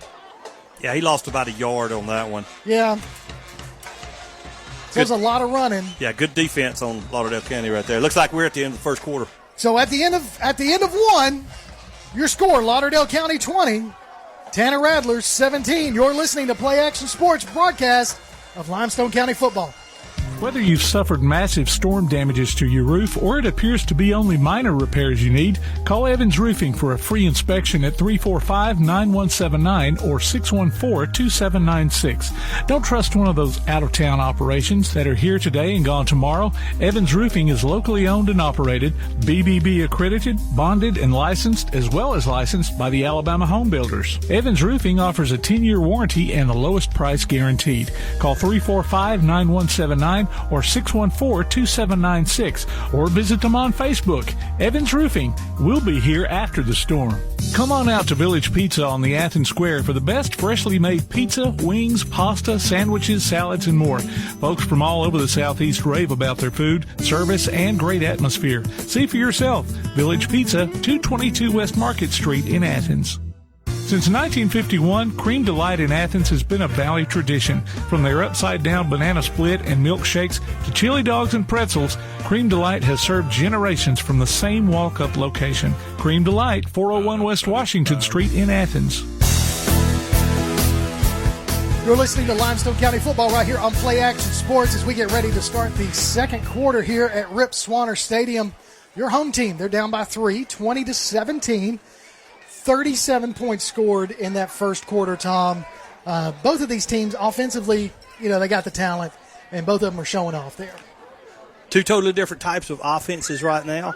One turnover from each team cost a touchdown each way. Mm-hmm. Special teams has hurt Lauderdale County. They should be up at least 22 to 17. But it is what it is, and they found something good with that reverse and got the 2-point conversion. We'll see what happens, man. Well, you get your wish as we get ready to see Tanner go towards the east end. East end. I don't have to stretch and worry about getting in Kirk Pierce's way. You ain't in my way, Tom. All right. Getting ready to start this second quarter. You can always tune in for the Play Action Sports Update 3 times each weekday for school, youth, and amateur sports news from Limestone County area on 1080 AM WKAC. There's the snap. Parham's going to drop back to pass. He's going to have to tuck it and run. Ooh, and he's brought down for a pickup of about 3 yards. Gets back past the original line of scrimmage, then gains another 2. Brought down hard by the captain, John David Mason. Yeah, they looked like they had 2 spies. They weren't at all worried about the play action. They were worried. They were concerned about Parham coming back up the middle. So Coach Mason for the Lauderdale County Tigers, we mentioned that in the pregame. He's been there. This, I think, is 7th season, and he's been to the playoffs all 6 of his previous years. Yeah, Lauderdale County's a good program with great tradition, and they play against teams like Lexington and Central. They'll hit you in the mouth because that's what they do in Lauderdale County too. So you got trips to the near side, so we can see them all. Parham's in the backfield. Got one back to his right. Got another timeout, so that's going to be the 3rd timeout. It's Coach's last timeout there. Yeah, of the first half. So Coach Bonds did not like what he saw there. So we'll take a quick timeout. 11-11 left to play in the first half. Your score, 20-17. Lauderdale County on top of Tanner. You're listening to Limestone County football from Play Action Sports.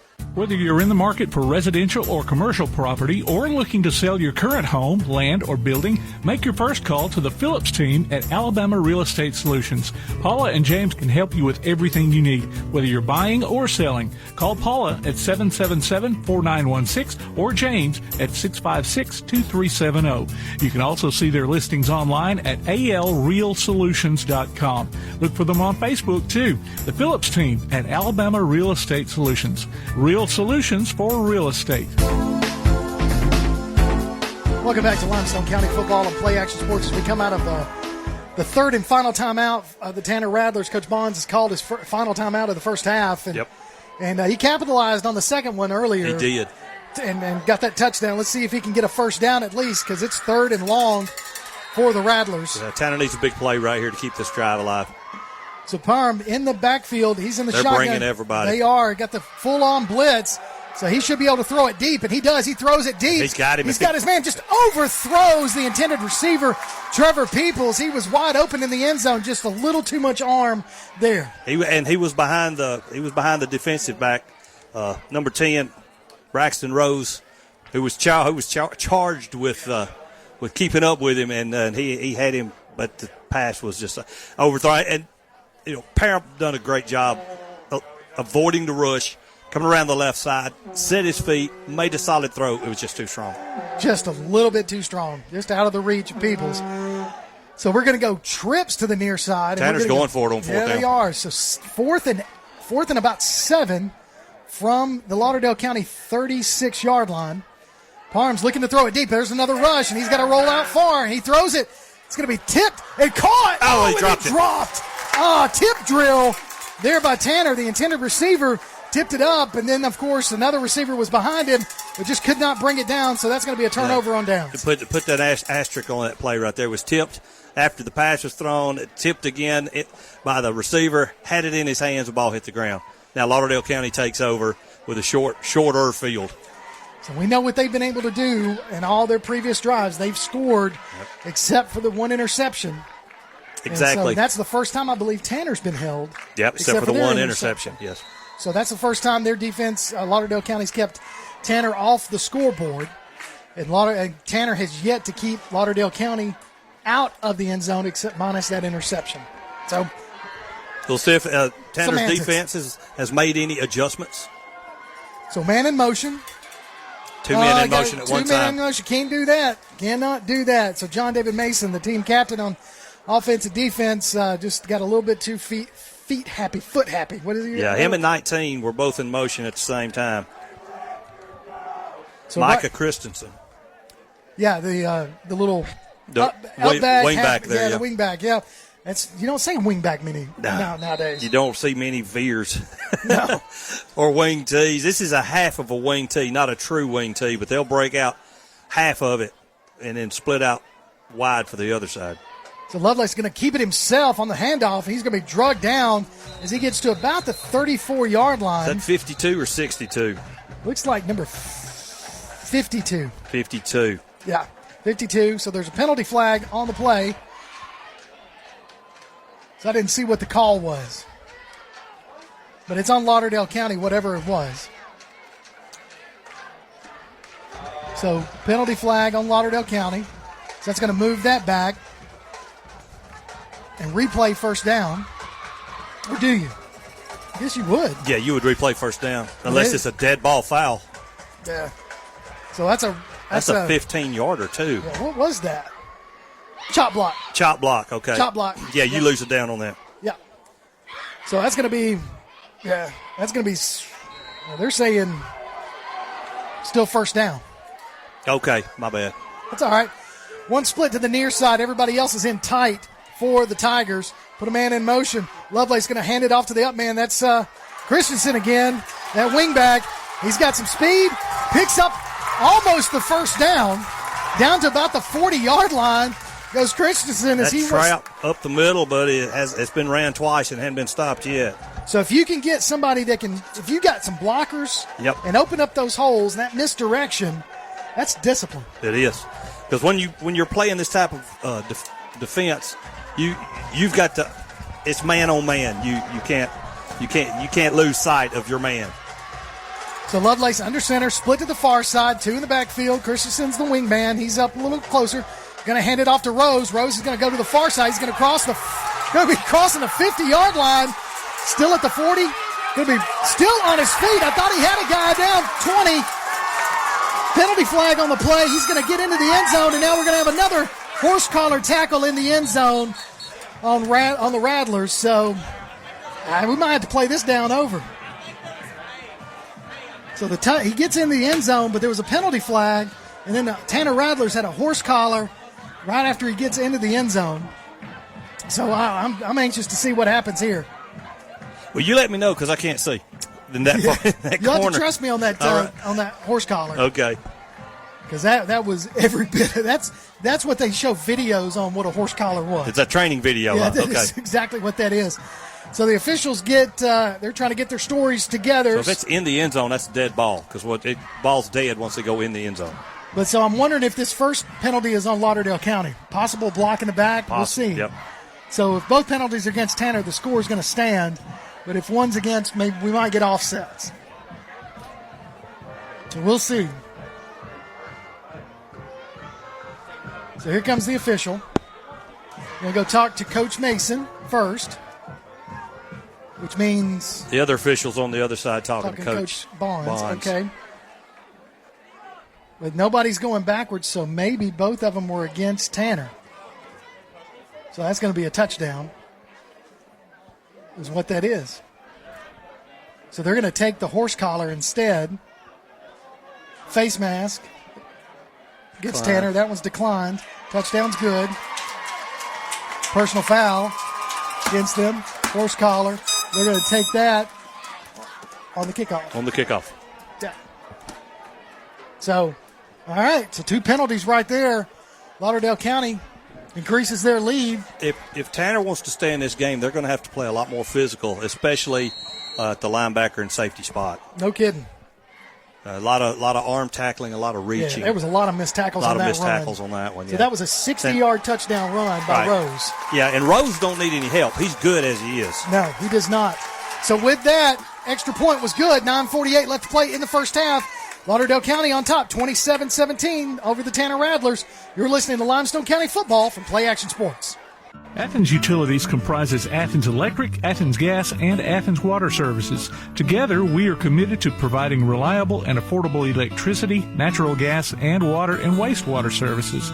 We operate as part of the City of Athens, and just like our city's motto of Athens is classic Southern character, we believe in supporting what makes our community special, and that includes Athens and Limestone County sports. Call 233-8750, go by their office at 508 South Jefferson Street, or look for the link online at athensal.us.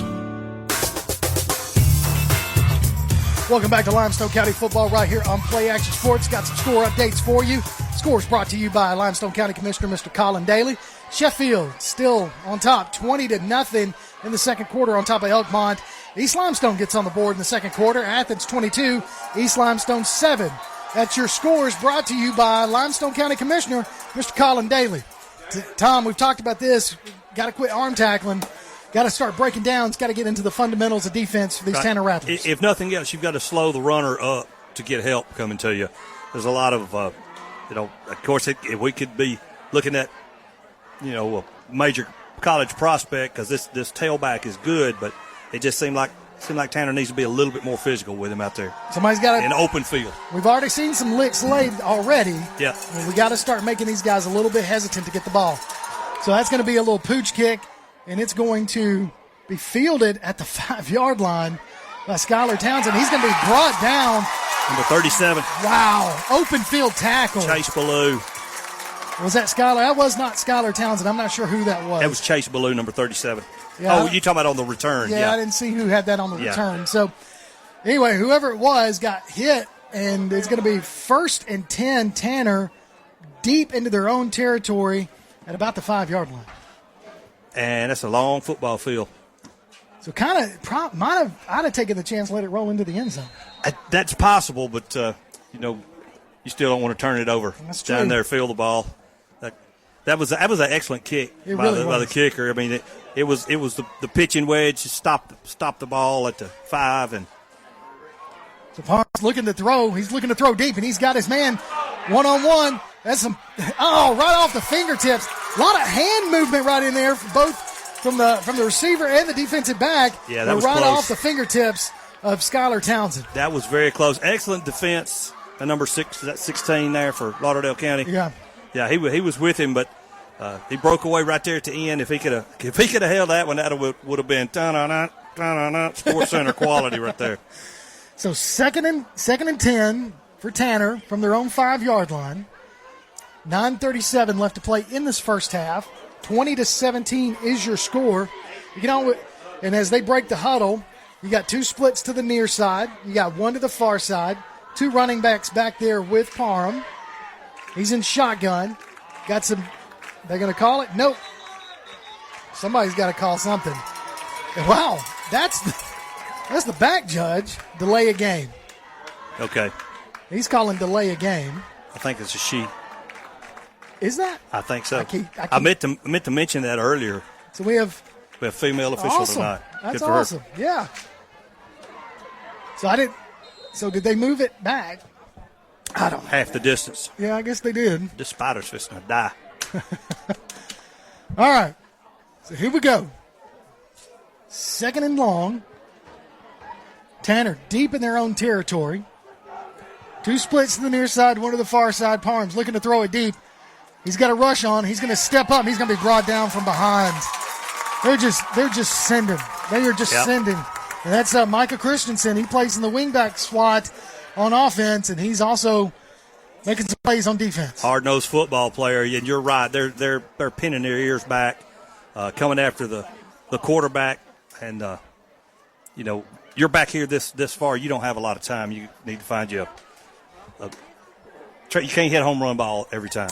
And that's one thing they have. Yeah, Tanner really hasn't been able to do tonight is establish a running game. No. So that puts a lot of pressure on your offense, on your quarterback, if he's running around all night long. So Parham still on his feet. He's throwing it across the middle. And it's going to be short. That's when he threw off balance. I think the pressure got to him. He heard a few footsteps because his man was open on that skinny post that they scored with right off the bat. So that's 4th down. So Tanner's going to punt with 8:26. They're going to be in their end zone, punting out of their end zone.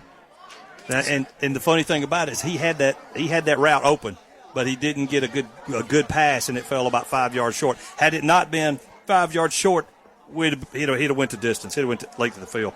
So we're going to see the first punt of the night for either team, and Tanner is going to be punting deep in their own end zone. I can't get the number. He is all the way in the back part of the west end zone. So Tanner moving from left to right if you're looking at your computer screen. Exactly. How about that? Or if you've got Tanner Stadium figured out, he's moving from west to east. That's we got a penalty flag. Looks like another delay of game. I'm not seeing I haven't yet to see the play clock right there on that end. I don't know about the other. There it is. See it move. So. Oh, okay. Well, now it's moving. All right, here we go. Clock's moving. I mean, that punter is right there on that back chalk. Punt. Put a little Australian-style punt on it. A little bit, but not much. It's going to be. Lauderdale County touched the football. Yes, they did. But he's picked up. That's a block right there. It looked like a block in the back. There it is. Yeah. There's the penalty. And that Tanner Radler is still down. Whoever blocked him gave him a lick, and he is still down. He's trying to get up. There's like a couple of players down over there. Yeah, they blocked behind the play, and it was in the back. So they'll call both of them. Move them both back. Yeah. It looks like, that's Tanner still down. They had 2 players down, both of those penalties. So we'll see. That's going to be against Lauderdale County. So we've got injury timeout at the moment, but they're over there on the Tanner side, so they'll probably get them off the field. 8:13 left to play in this first half. Lauderdale County on top by 10, 27-17. You can check out Play Action Sports mobile app. It's your connection to all of our live streams, along with scores, game archives, and more. You can go online to pasnetwork.net for all the download links. And we're going to have a lot of different games this year. You'll hear a lot of James Clemens games, and we'll have the first James Clemens game tomorrow night as they take on a 6A powerhouse, Gardendale. Yes. And so that's a good team coming up to the Madison area for a 7A and 6A matchup for both teams opener. They played in jamborees last week, both teams. And so, that's where we're at. A lot of got some, just some different matchups that you're not used to seeing. And that's like I said, right across the county in the city of Athens. You got East and Athens rekindling a little rivalry there with Athens on top. So they don't have to go very far. Still got a player down over there by Tanner. Can't get a number, but everybody's kind of taking a knee right here on there. So Tom, we kind of talked a little bit about our opinions and what needs to happen. But really, as we watch this game play out, 2 things are standing out. Is from an offensive standpoint, we're not establishing a run. No. And on a defensive standpoint, we're not breaking down and making tackles. Exactly. Lauderdale County is doing establishing the run. Tanner's got to be. They've got to be more physical if they're going to answer a team like this. Of course, it is 3A. This is not a region game. So I imagine what Coach Bonds is wanting to see is consistency, fundamentals on his end, their end, and play solid football. Yeah. Execute their offense, eliminate as many penalties as they can. So you can always go to tailgatetalk.net, enter your nominations for the Applebee's Athlete of the Week, and vote on this week's poll. We'll announce the winner Saturday between 10 a.m. and noon on Applebee's Tailgate Talk. You know anything about that, Tom? I've been there once or twice. On WKAC. The winner, this is what they get. They receive a gift card from Athens Applebee's and a Tailgate Talk T-shirt from Gotcha Covered, screen printing, and more. So when play starts back there, it looks like they're getting the player up, and he's moving around, and so that's always a good thing to see. But when play resumes after the penalty, it's going to be 1st and 10 Lauderdale County from the 50-yard line after they marked off those 2 penalties. Yeah, this kid's not putting any weight on that right leg, or the left leg, excuse me. Yeah. I hope it's okay. Maybe just a sprained ankle. Looks like it was number 57, Eli Rogers. Yes. Sophomore, right tackle. He also plays outside linebacker for the Tanner Rattlers. So hopefully he'll be able to, if not tonight, at least take a week and get back in here for next week. I'd love to see him play again tonight, but I don't know. We'll see. We'll see. 1st and 10, Lauderdale County from their side of the 50-yard line. 8:13 left to play in this first half. Lovelace under center, puts a man in motion. That's Christensen. He's going to hand it off to the up man. First man third. He's going to be stopped at the line of scrimmage. Good defense right there. That's what we talked about. Tanner need to do is step up at physicality on the line of scrimmage. They're doing well with the big men up front, and at times get it more consistent. That was a good play. So loss of about 52. Loss of about a yard. So it'll be second down, and we'll say 11 for Lauderdale County with 7:45 and counting left to play in this first half. Break the huddle. Lovelace goes back under center. He's got 2 running backs in the backfield. You've heard us call their names all night. It's number 27. That's Richardson, and also Rose, number 10. He's going to hand it to Rose. Rose is going to make a cut, and he's got another quick. wide open. I'll tell you, he is quick.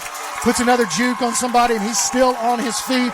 He's going to go to the end zone for another touchdown by Lauderdale County. Almost this untouched. Time, 51 yards. We got a penalty flag behind the play. Yep, so maybe that's a block in the back. We'll see. But this kid is fast. He really is. Once he puts that first move, yep, it is to the house. So we'll see what the penalty flag is. So block in the back against Lauderdale County. Well, that's going to negate that. It was unnecessary. Yep, block in the back. He was already gone. He was already gone. So those little misdirection plays are wreaking havoc on the Tanner Rattlers defense. They were. He had one. He had a hole at the line, and it's instead of running in the middle where they're having difficulty, just an angle play off the left tackle, and once he planted that foot, got into linebacker depth, it was over. I mean, it was good, excellent downfield blocking from Lauderdale County, and excellent speed. So that's from Braxton Rose. I tell you, that's a spot foul. So they're just gonna. It takes the touchdown off the board, but still gives. That's what, a 32-yard run there by Braxton Rose. Yes. So it's 1st and 10 for the Lauderdale County Tigers from the Tanner 28. You know what I'd do this play? Same thing I done the last play. Absolutely. Except he's going to. They're going to dip that reverse. That belly play reverse. Or Richardson. Hey, well defended this time, Tanner. So that was Micah Christensen the first time we've really stopped him. He did pick up a couple of yards, but there's going to be second down and 8. So I guess maybe they went to the well too many times with that little counter. Could be. It's play your gaps and play your spot, play your man, and Tanner defended that one well. So 2nd and 8, 6:56. Not as much scoring in the second quarter. Clock's running a little bit faster. It seems to be. So you got one split to the near side. He's not even going in the huddle for Lauderdale County. So they're going to go man-to-man on him. And Rose is off the field.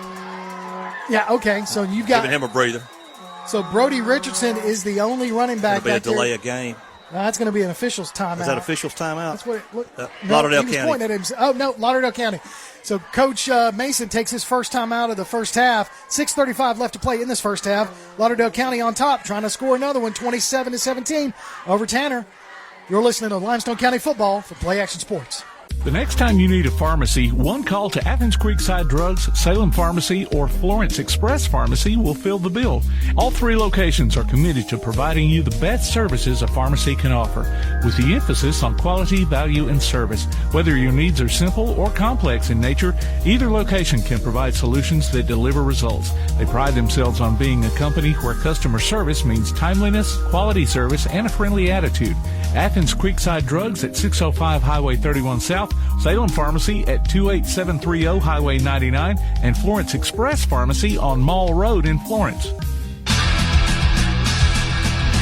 Welcome back to Limestone County Football right here on Play Action Sports. Kirk Pierce, Tom McClung. 6:35 left to play in this first half here at Rip Swanner Stadium, the home of the Tanner Rattlers. Right now, they're down by 10, 27-17 to the Lauderdale County Tigers. Lauderdale County 2nd and 8 from the Rattlers' 25-yard line. Trying to put another score on the board before halftime. Lovelace is going to hand it off to number 27, and that is, we've called his name Richardson a couple of times tonight. He picks up a couple of yards, down to about I don't know, there's, say, 21-yard line. So 3rd and about 5. Yeah, good stalemate by the Tanner defensive line on that one. It gained a few yards, but keep 3rd and 5. It's better than what it's been recently. So, you know, the way this offense runs, you really can't sit on your heels and not anticipate the pass, but it's sneaky when it happens. Right. This is a primarily run first, ground and pound, but they can throw the ball. And been effective. All right, so Rose is back in the game alongside Richardson. Lovelace under center, going to hand it to Rose. No, that's not Rose. That's number 19. That is Christensen. And he put the ball on the ground. Did Tanner recover? Nope. They're going to say he was down. He was down. Yep. So did he pick up the first down? He did. He did pick up the first down. So they're going to move those chains down to the Tanner 12-yard line. So 1st and 10 for the Tigers. And this is the heat timeout. This is another heat timeout. 5:43 left to play in the first half. Lauderdale County 27, Tanner 17. You're listening to Limestone County football from Play Action Sports. One of the worst feelings you can have is that of being stranded. Well, BT's Towing, Tire, and Truck Repair makes that a thing of the past with 24/7 towing services and roadside assistance in the northern Alabama and southern Tennessee areas. But that's not all. They also offer truck and trailer repair, mobile welding, brake service and repair, new and used tires, and other major and minor repairs. Their name says it all. BT's Towing, Tire, and Truck Repair. For 24/7 response, call 497-8234. That's 497-8234. BT's Towing, Tire, and Truck Repair. We're back. How about that? Well, that was good, dude. You like that? I like that a lot. Limestone County football right here on Play Action Sports. We got some score updates again. There's 2 games going on of interest for everybody out there. The scores brought to you by Limestone County Commissioner Mr. Colin Daly. Sheffield puts another touchdown on the board. They're up 27-0 in the second quarter over Elkmont. And Athens with another touchdown as well. 28-7 over East Limestone in the second quarter. Those are your scores brought to you by Limestone County Commissioner Mr. Colin Daly. So, here's where we're at, people. 1st and 10 from the Tanner 13-yard line is Lauderdale County. They're up 10, 27-17. Lovelace is going to hand it to Rose up the middle. Rose is going to fight his way forward. Short of the 5-yard line down to about the 7 goes Rose as he kind of ran that ball and got a few yards and keeps that clock moving. I give Coach Coach Mason credit. That's what he's trying to do. He's trying to run as much time off the clock as he can. He's already in scoring position with field goal, and he would love to punch it in with about a minute left in the first half if he could. So if he can double the score before halftime, yes, of what Tanner's got, and have to take a 17-point lead, I think he'd be very happy.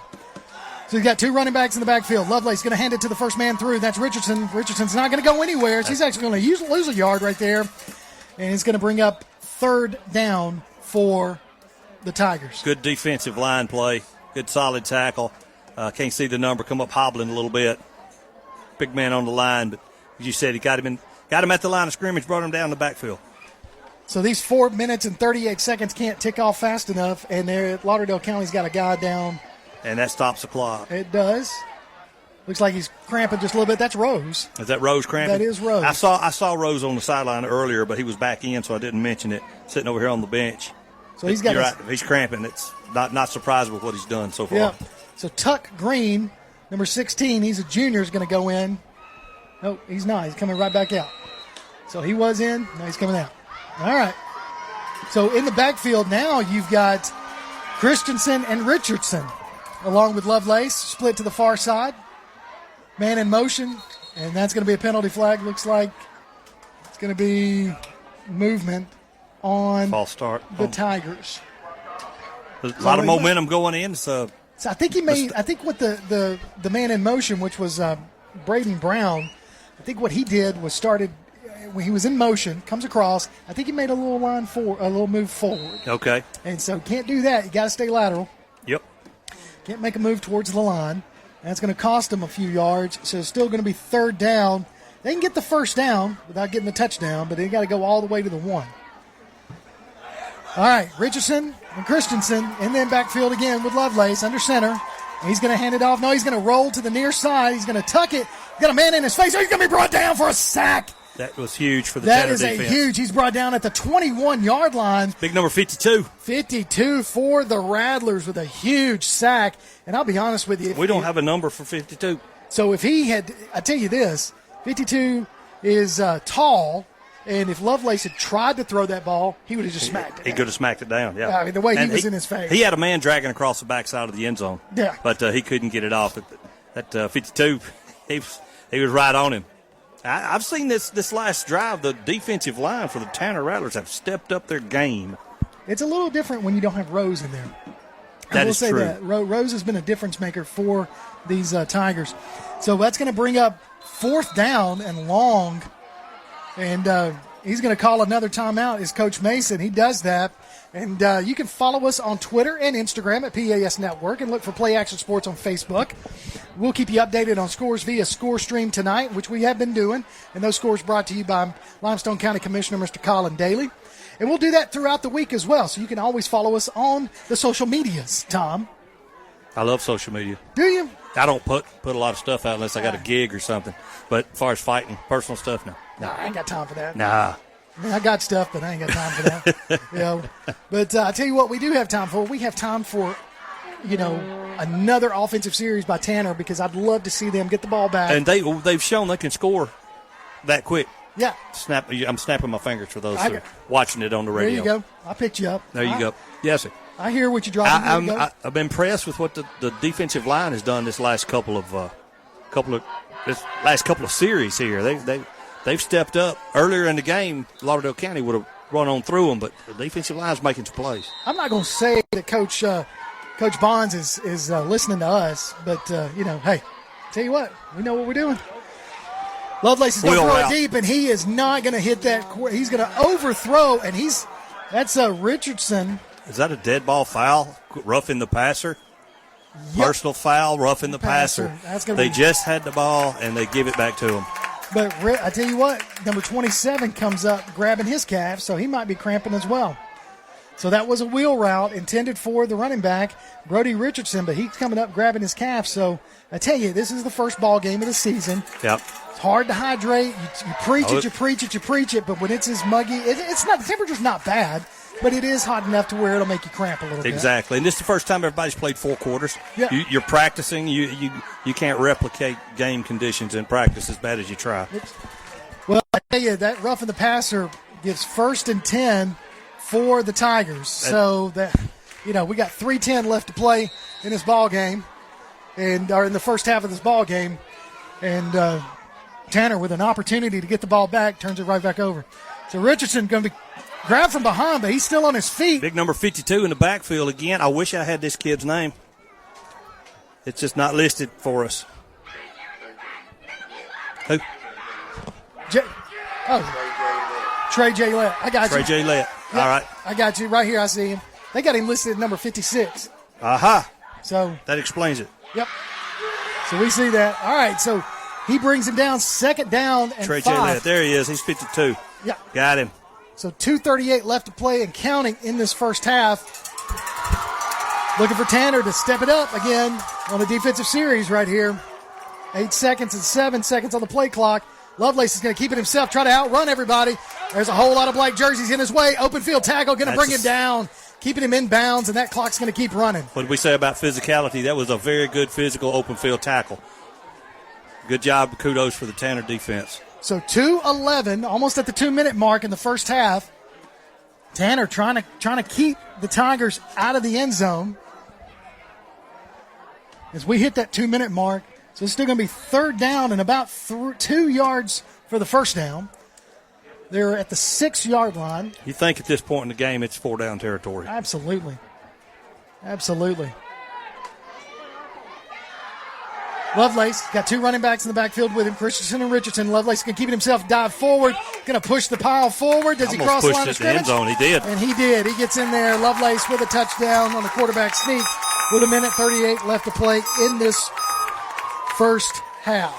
Good play call, good execution.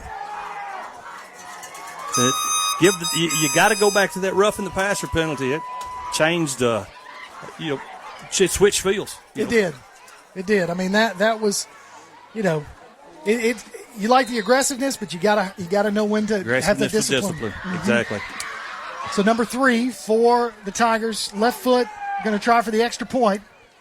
Snap is up, or the kick is up. It's good. So with that, they did double the score. Lauderdale County 34, Tanner 17 with 1:38 left to play in this first half. You're listening to Limestone County football from Play Action Sports. Limestone County High School sports are brought to you in part by Limestone County Commission Chairman Colin Daly. Visit the County Commission page at limestonecounty-al.gov to keep up with what's going on in the county and find out what ranks us in the top 5% in the state. You can also call Colin at 256-233-6400 or on his cell phone at 256-800-4544. Welcome back to Limestone County football right here on Play Action Sports. We're at Rip Swanner Stadium for the first Play Action Sports broadcast of football for the 2022 high school football season here in Tanner, Alabama, where the home team, the Tanner Rattlers, down by 17 right now in the first half of the 1:38 to the Lauderdale County Tigers. And it has just been a really disciplined offense by these Tigers. Yep. And Tanner got the skill positions, just haven't been able to capitalize when they needed to. And what has hurt this particular drive is that Tanner had the ball, had the play stop, penalty for I'll let you go play-by-play, man. I'm just sitting here watching this one run. That's a fabulous run right there by number 9 for the Rattlers, Trevor Peoples, as he takes the kickoff from about the 25-yard line. He's on 25, crosses the 50 down to the 45-yard line, and here we see a third player for Lauderdale County. This is Micah Christensen on the field cramping. The big wingman, and he's cramping. So, yep. That's 3 players right there for Lauderdale County, and 3 playmakers at that. I'll finish my thought is that the pass interference penalty gave the ball back to Lauderdale County. They score, and they get the ball back when we come out in the second half. So Tanner, with 1:28 left to play in this first half, are in Tiger territory. Oh, no, they're going to bring that one back. They say he stepped out of bounds at the Tanner, looks like 47-yard line. Yep. So Tanner is going to be 1st and 10 from their own 47. So they said he stepped out of bounds. That's exactly what that is. That is that's a cramp is what that is. Yes. Once they start, buddy, they are hard to get stopped. Yeah, they really are. Yep.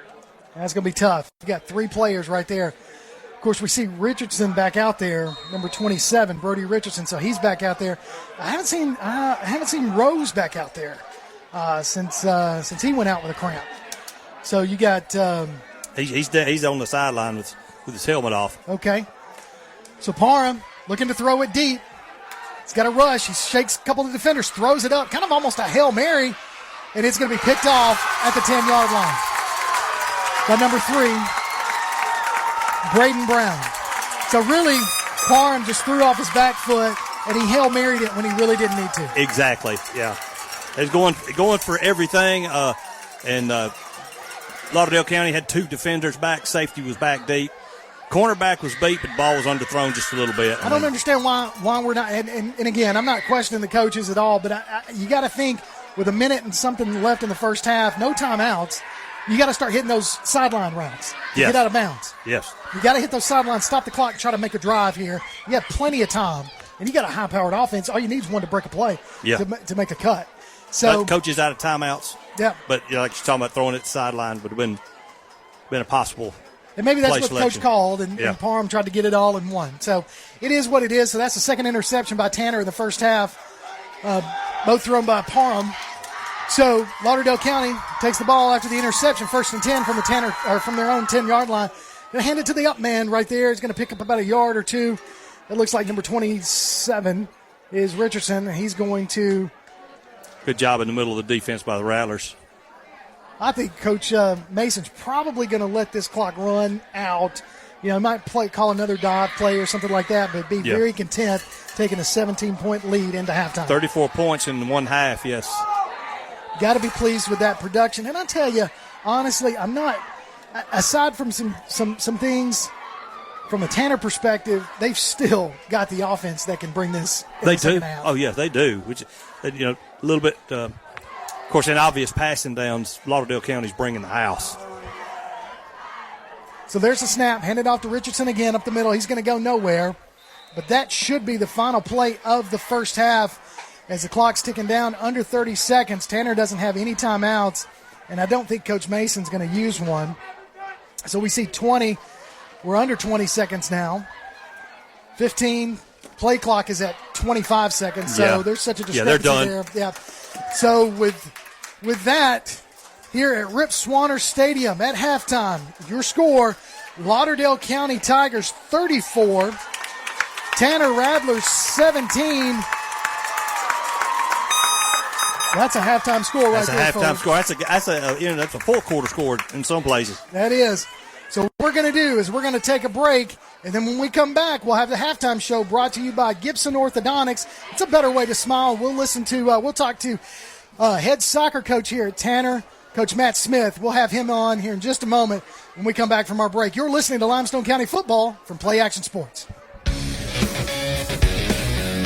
Time for our Play Action Sports Sideline Shout-Out. A tip of the hat from the head coaches to their assistants on the sidelines. You got Wesley Walker. He is the offensive coordinator. This will be his second year calling the offense. I expect him to do an excellent job. He's got a great game plan in, and he's a very good coach for us. Also, this will be his first year as defensive coordinator as Jason Allen.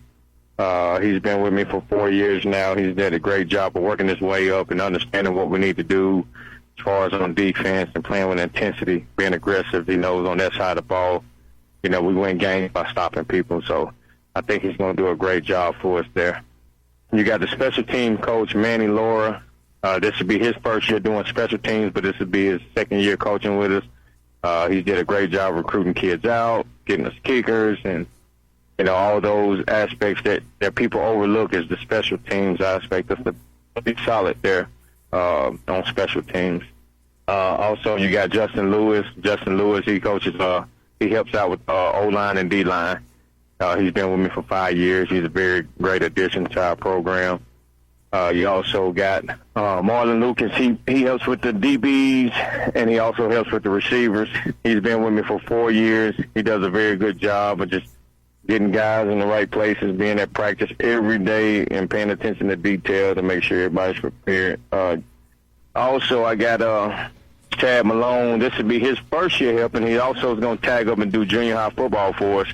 He's going to be the DC on junior high. And also, Manny Laura is also the offensive coordinator on junior high. He's the varsity and helps on varsity. But Chad Malone will be doing he'll be helping out with the outside linebackers and receivers this year. And he does a great job of making sure those guys finish blocks, because that was a big thing that we wanted to work on all season, was receivers blocking.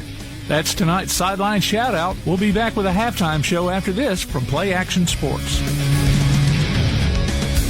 Davis & Cole LLP in Athens has served the area assisting individuals and businesses with bookkeeping, tax preparation and filing, and routine accounting.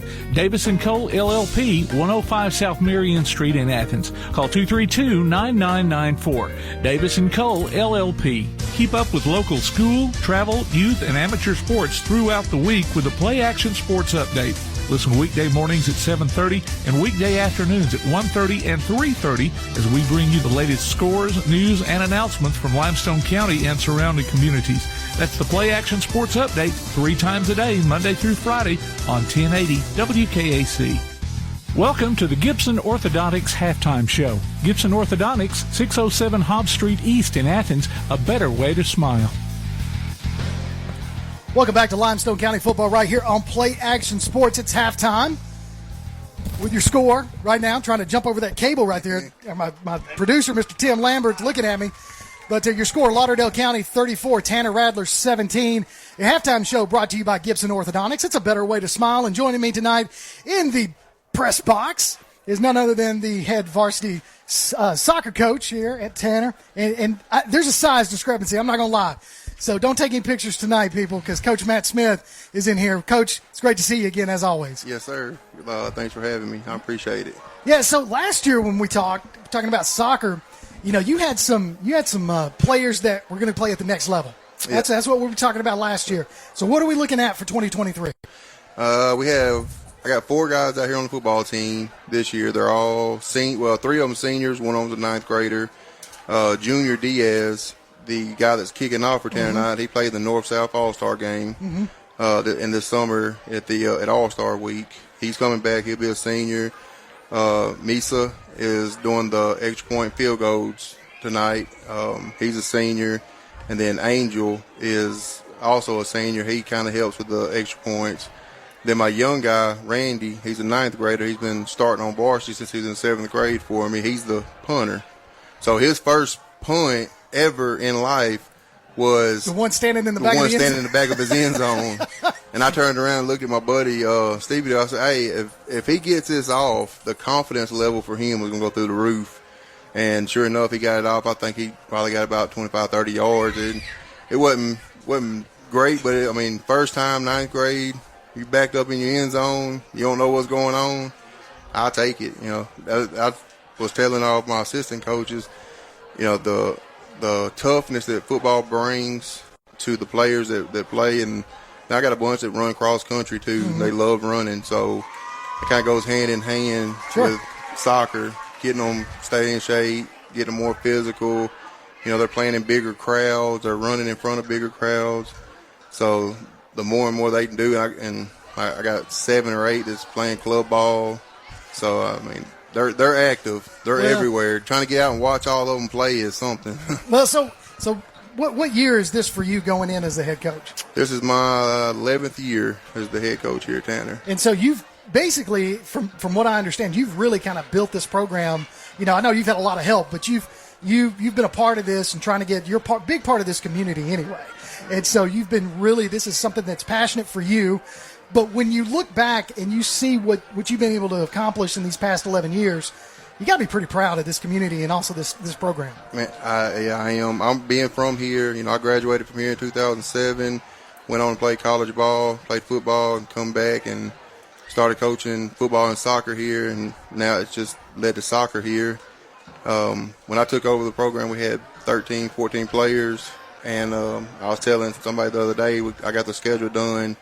I've got 10 middle school games. I got 14 JV games and 20 varsity games with 2 tournaments. So having 49, 50 players in the program, it's great. It's just the kids love it. They get to see their little brothers play on, Monday or Tuesday night, and then they have a varsity game on Friday. So, but parents are everywhere now. Of course.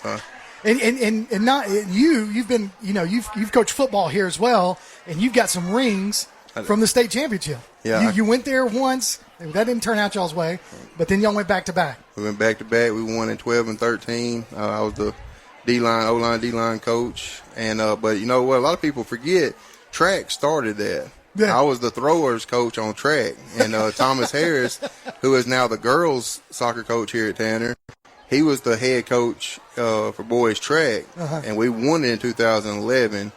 We had Landon Stevens and Hayden. Jamin Thatch. We had some horses on there, and that's what kicked it off. 2011, the end of the year, we go up, we win state. I think we won by like 2 points. Yeah. And then that next year, 2012, with football season, we won it, and we went back to back, and we won basketball that year as well. Mm-hmm. So it we did the, what is it called, the trifecta, the crayon or whatever, backwards. Triple crayon backwards. We went track, football, basketball. That's awesome. And that's one thing, like you said, about this community, and just it's such a tight-knit group, and Tom being from here as well, it's awesome. Whenever we get to come and call a game here, I love it. And it's awesome. Yeah, it's crazy. I know, watching the game today, Jonathan Fletcher walks by. Mm-hmm. He was the quarterback on both state championship teams. I remember him. Chance Edwards is walking through the stands. He was a defensive end on one of the state championship teams. Tanner's one of the places that it's always home. Yeah. So no matter where you go, at one point Jonathan was in Sierra, California playing college football. Yeah. And now he's back here, and he's one of our youth coaches. Yeah. So he feeds right back into the program. The same program that built him, he's building it now. And it's great seeing those guys come back. my cousin Nick, he played football here, and now he's coaching youth league here. Will Jackson coaches football and basketball. I mean, it's a lot of guys that I grew up with are working in the youth program. Yeah. And it just feeds and feeds and feeds. And that's how, we might have a down year here and there, whatever, but it's not going to stay down. You're not going to be down long. And, I like to think that soccer is one of the staple points. My guys, they work hard. Yeah.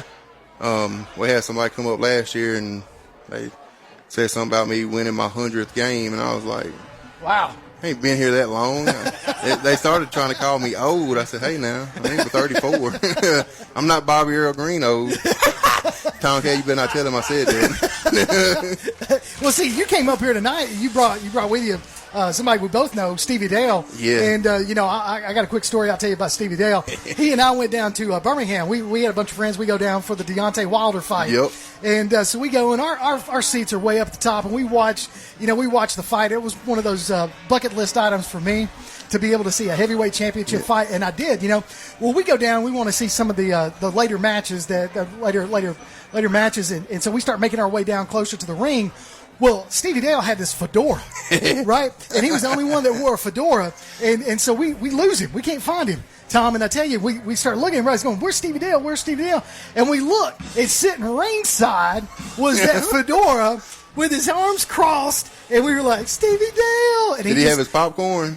He probably did. Yeah. But we didn't get him. He didn't even turn around and look at us. All he did was put his hand up and gave us a flick of his two fingers, and it just kept watching the ring. Y'all was peasants then.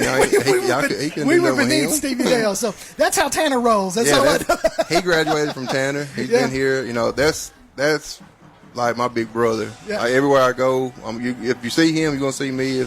It's always, him and Quentin Macklin. Quentin's on my coaching staff, too. So those two right there, that's two of Tanner's biggest supporters. Yeah.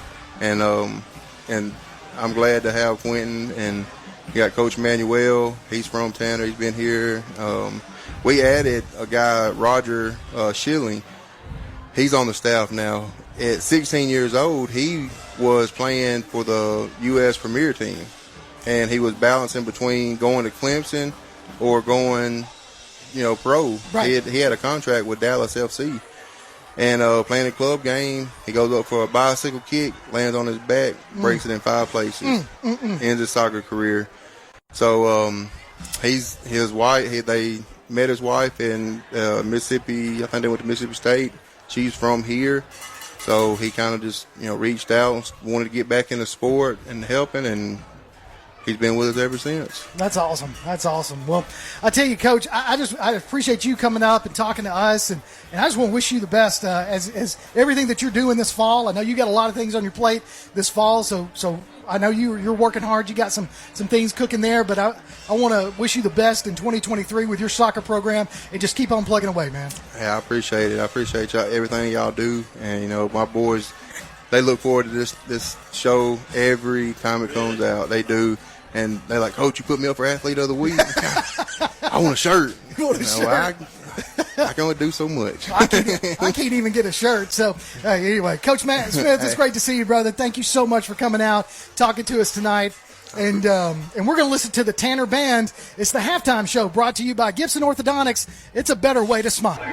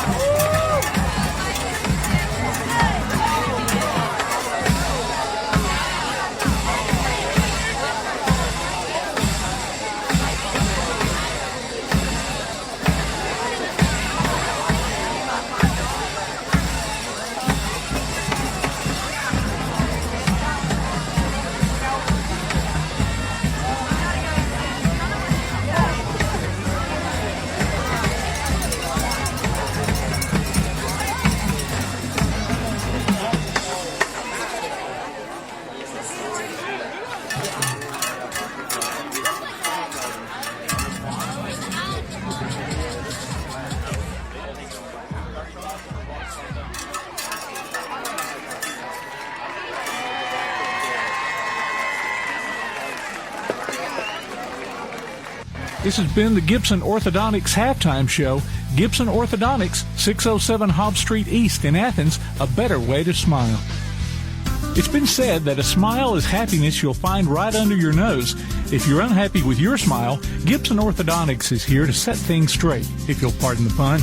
Gibson Orthodontics offers traditional metal braces, clear braces, Invisalign clear aligners, along with a variety of other orthodontic appliances to correct your smile and other issues that can lead to dental health problems. Call Gibson Orthodontics at 213-0756 or visit their website at gibsonorthoathens.com to request an appointment. Located at 607 Hobbs Street East in Athens, Gibson Orthodontics. Whether you've suffered massive storm damages to your roof or it appears to be only minor repairs you need, call Evans Roofing for a free inspection at 345-9179 or 614-2796. Don't trust one of those out-of-town operations that are here today and gone tomorrow. Evans Roofing is locally owned and operated, BBB accredited, bonded, and licensed, as well as licensed by the Alabama Home Builders. Evans Roofing offers a 10-year warranty and the lowest price guaranteed. Call 345-9179 or 614-2796 or visit them on Facebook. Evans Roofing. We'll be here after the storm. Come on out to Village Pizza on the Athens Square for the best freshly made pizza, wings, pasta, sandwiches, salads, and more. Folks from all over the Southeast rave about their food, service, and great atmosphere. See for yourself. Village Pizza, 222 West Market Street in Athens. Since 1951, Cream Delight in Athens has been a Valley tradition. From their upside-down banana split and milkshakes to chili dogs and pretzels, Cream Delight has served generations from the same walk-up location. Cream Delight, 401 West Washington Street in Athens. Hey guys, this is Joanna with CEI Bookstore and Truth Publications. I'd like to personally invite you to our storefront. While you're here, you'll find a variety of Bibles, children's gift items, trustworthy study materials, and more. Come check out our children's section. It's filled with Bible stories, picture books, games, toys, and a growing selection of homeschool materials. Here at CEI Bookstore, our goal is to provide you with trustworthy resources to bring you and your family closer to God. Stop by, and our friendly staff will be happy to help you find material that fits you and your family's needs. CEI Bookstore and Truth Publications. Taking his hand, helping each other home. Whether you're in the market for residential or commercial property or looking to sell your current home, land, or building, make your first call to the Phillips team at Alabama Real Estate Solutions. Paula and James can help you with everything you need, whether you're buying or selling. Call Paula at 777-4916 or James at 656-2370. You can also see their listings online at alrealsolutions.com. Look for them on Facebook, too. The Phillips team at Alabama Real Estate Solutions. Real solutions for real estate. Athens Utilities comprises Athens Electric, Athens Gas, and Athens Water Services. Together, we are committed to providing reliable and affordable electricity, natural gas, and water and wastewater services. We operate as part of the City of Athens, and just like our city's motto of Athens is classic Southern character, we believe in supporting what makes our community special, and that includes Athens and Limestone County sports. Call 233-8750, go by their office at 508 South Jefferson Street, or look for the link online at athensal.us. The next time you need a pharmacy, one call to Athens Creekside Drugs, Salem Pharmacy, or Florence Express Pharmacy will fill the bill. All three locations are committed to providing you the best services a pharmacy can offer, with the emphasis on quality, value, and service. Whether your needs are simple or complex in nature, either location can provide solutions that deliver results. They pride themselves on being a company where customer service means timeliness, quality service, and a friendly attitude. Athens Creekside Drugs at 605 Highway 31 South, Salem Pharmacy at 28730 Highway 99, and Florence Express Pharmacy on Mall Road in Florence. One of the worst feelings you can have is that of being stranded. Well, BT's Towing, Tire, and Truck Repair makes that a thing of the past, with 24/7 towing services and roadside assistance in the northern Alabama and southern Tennessee areas. But that's not all. They also offer truck and trailer repair, mobile welding, brake service and repair, new and used tires, and other major and minor repairs. Their name says it all, BT's Towing, Tire, and Truck Repair. For 24/7 response, call 497-8234. That's 497-8234. BT's Towing, Tire, and Truck Repair. Keep up with Athens and Limestone County sports with a Play Action Sports Report. Look for it every Wednesday on your favorite podcast platform. The Play Action Sports Report. Scores, interviews, highlights, and more from school, youth, and amateur sports in Athens and Limestone County. The Play Action Sports Report every Wednesday on your favorite podcast platform or online at pasnetwork.net.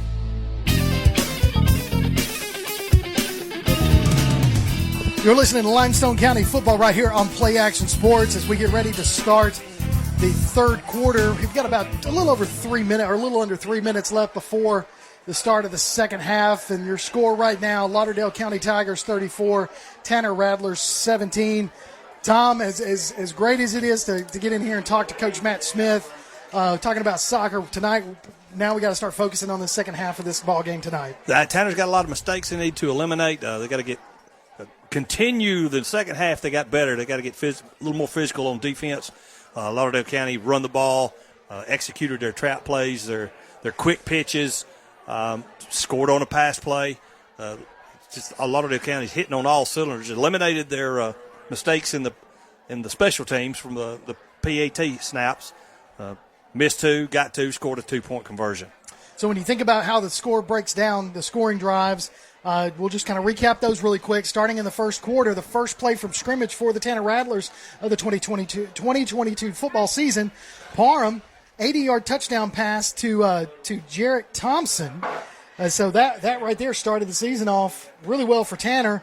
But then Lauderdale County turned around Lovelace to Christensen for a 35-yard touchdown pass with 10:24 left to play in the first quarter. On their fourth play of the series. Yep. And then Lauderdale County comes back, and Rose, number 10, scores his first touchdown. And then Parham, Tanner, comes back, throws to Skylar Townsend, 10-yard pass, still in the first quarter with 8 minutes remaining. Tanner gets the ball again, drives down, unable to punch it in the end zone, settles for a field goal. And in the first quarter, then Lauderdale County gets it again. Rose, 5 yards out with 1:04 left to play in the first quarter. And that finished all the scoring for the first quarter. Moving into the second quarter, Rose again, 60-yard touchdown run. That's his third of the night. Then he went out with a cramp. And then Lovelace from 6 yards out on a quarterback sneak with 1:38 left to play in the first half, which should not have happened in the grand scheme of it because of a late hit on the quarterback on fourth down by Tanner. Defense had Lauderdale County stopped.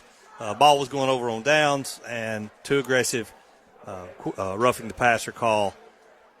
And gave Lauderdale County first the ball right back, and they score. So when you look at that, there's a couple of turnovers. You mentioned that just a second ago. Tanner has 2 interceptions. Lauderdale County's been able to capitalize on both. Well, I say 2 interceptions, capitalize on both of those.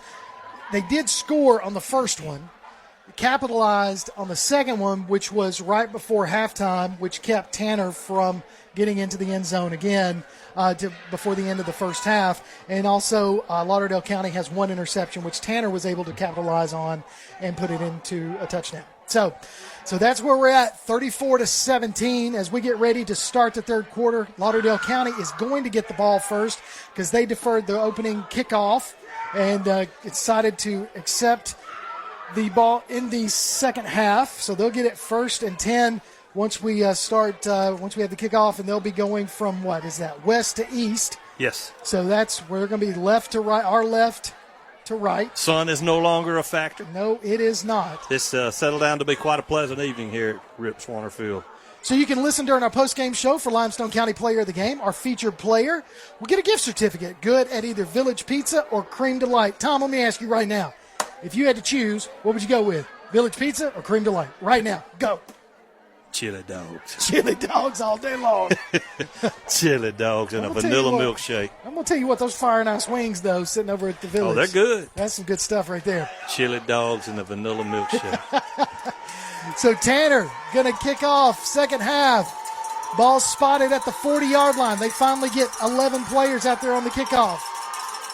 Here we go. The kick is up. High end-over-end kicks. Not going to travel very far. It's going to be fielded at about the 20-yard line. It's going to be dropped on the ground. Richardson's going to pick it up. He dodges a couple players. Still on his feet. Crosses the 30 down to about the 35. Going to be tackled at about the 37. And that's where it looks like Lauderdale County is going to start the second half 1st and 10 from their own 37-yard line. as Richardson gets up and he's limping after that play. Braxton Rose and Micah Christensen are back in the lineup for Lauderdale County. Probably took several tablespoons of mustard at halftime. I don't blame them. Maybe some pickle juice.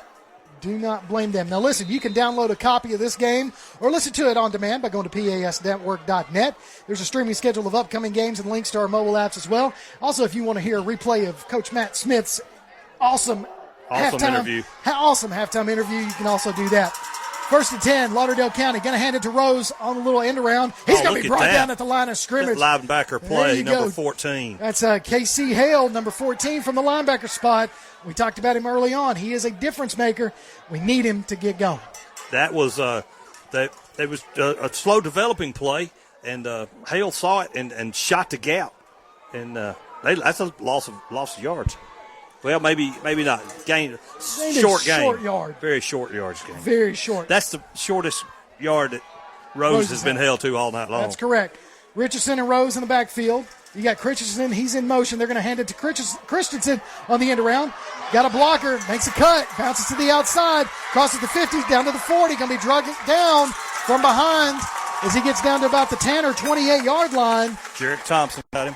So that's another first down run right there for Christensen. That is a quick hitter. They seal off that end, pull the right guard, and they have blockers out there, and Christensen does the rest. He is a very talented, very fast individual, especially in open field. So really what we've seen tonight, and it's been very effective, is a 1-2-3 punch between Christensen, Richardson, and Rose. And excellent play calls by Coach Mason. Coach Mason, yes. So 1st and 10, Lauderdale County in Tanner territory again, 28-yard line. As Lovelace under center. This is a full wing tee right here. Straight up is. Look at that. He's going to hand it to Richardson up the middle, and Richardson's going to keep those legs churning. That's a tough 4 or 5 yards he got, but he did move forward. Yeah. Because he was hit first in the backfield, bounced off, and got drugged down. But he really, really... Well, they're going to say 4 yards, but that was a tough 4-yard run by Richardson. It looks like to me right now Coach Mason is trying to shorten this game up a little bit. Not one pass has been thrown, all been rushing, and successful on the ground. So if you can score by staying on the ground and you get a 17-point lead. Exactly. You're taking take it, you know. Tanner's got to do quick hits. That's Lauderdale County's bread and butter is this rushing attack. Yeah. So they're going to go, got Lovelace under center, Richardson and Rose. They're going to spread out Christensen. They're going to hand it to Richardson. Whistles. So might have a little bit of movement right there on the offense. I don't know, it was the back judge that made the call. Yep, so that's what it was, a delay of game. So delay of game. So 2nd down. It's the first PA announcement I've heard tonight. It is the first PA announcement, isn't it? Yeah, it is. Yeah. So here we go. Going to move that back, so it's going to be 2nd down, and we're going to say a long 10 because it's just on to the left of the marker. That is correct. Of the line of scrimmage marker. So Lovelace under center. Rose going to take the handoff. He's got a hole. He got a guard out front of him. Penalty flag on the play. He's going to score, but we still have some laundry on the turf. So we'll see if that one was a chop block. Yep, that's exactly what it was. Chop block. And number 78 for the Rattlers gets up limping after that chop block. So Terrell Green gets up. The second chop block penalty, 15-yarder against the Lauderdale County Tigers tonight. I mean, that is. I mean, I know you teach some of that. There's ways to do that, but it's also very, very, very dangerous. Very dangerous. So that's going to negate that touchdown run by Rose and move that. That is a big-time penalty. That's going to be. I guess you're still going to play 2nd down. But that's going to take that ball all the way from the 27-yard line to the Tanner 44. Yep. So that is a huge penalty right there. Yeah, that rushing juggernaut was going well. That crack block, what you call it? When the crack back was a chop block. Chop block. Thank you. Chop, crack, chop. That negated a big play. So Lovelace going to fake the handoff. He's going to roll around to pass it. He's got Richardson right there in the flat, wide open. And he's going to get some of that yardage back down to almost the original line of scrimmage. Still short by about 3 yards. So it's going to bring up 3rd down and about 13 for the Tigers. Rose is cramping again. Yeah, that was a wide open 27 right in the flat, wide open. So it looks like one of the offensive linemen is also going to come out, John David Mason. So 3rd down and 13, as that was a good play call because, we haven't seen a lot of passes, but Lovelace has been effective when he's called to use his arm. Tanner needs a good stop right here. They really do. So Lovelace. And stop, hold them out of the end zone, keep them scoring, and get the ball back, try to get back in the game. So it looks like we got a timeout.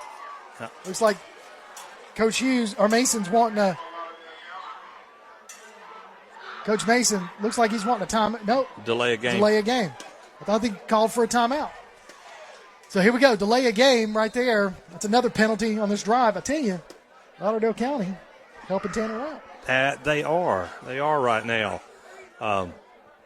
Tanner gets a stop, gets a score, and you got a confident team, and then, the game plan changes again. So it's now 3rd and about 20. So Lovelace is going to roll around to the near side. He's going to throw it deep. He's got his man right there at the end zone. Touchdown. One play. Lovelace to Tylen Hampton. Yep. Touchdown. And that had to have been the ugliest touchdown pass I've ever seen because it was wobbling, but he got it there. Caught it at the 1, dove into the end zone. 40 points on the board here for Lauderdale County. So a 40-yard touchdown pass, Lovelace to, Tylen Hampton. And I tell you, that just puts the score right now before the extra point, 40-17. Let's see if they can get this extra point. They're giving Rose a mustard pack. Kick is up. High end over end. And it's good. And it is good. 8:45 left to play in the 3rd quarter. Your score, Lauderdale County 41, Tanner 17. You're listening to Limestone County Football on Play Action Sports. Whether you've suffered massive storm damages to your roof or it appears to be only minor repairs you need, call Evans Roofing for a free inspection at 345-9179 or 614-2796. Don't trust one of those out-of-town operations that are here today and gone tomorrow. Evans Roofing is locally owned and operated, BBB accredited, bonded, and licensed, as well as licensed by the Alabama Home Builders. Evans Roofing offers a 10-year warranty and the lowest price guaranteed. Call 345-9179 or 614-2796 or visit them on Facebook. Evans Roofing. We'll be here after the storm. Welcome back to Limestone County Football right here on Play Action Sports. Kirk Pierce, Tom McClung, producer Mr. Tim Lambert. 41-17 is your score. Lauderdale County on top of Tanner as they've scored with their opening drive of the 3rd quarter. And it's like we've talked about.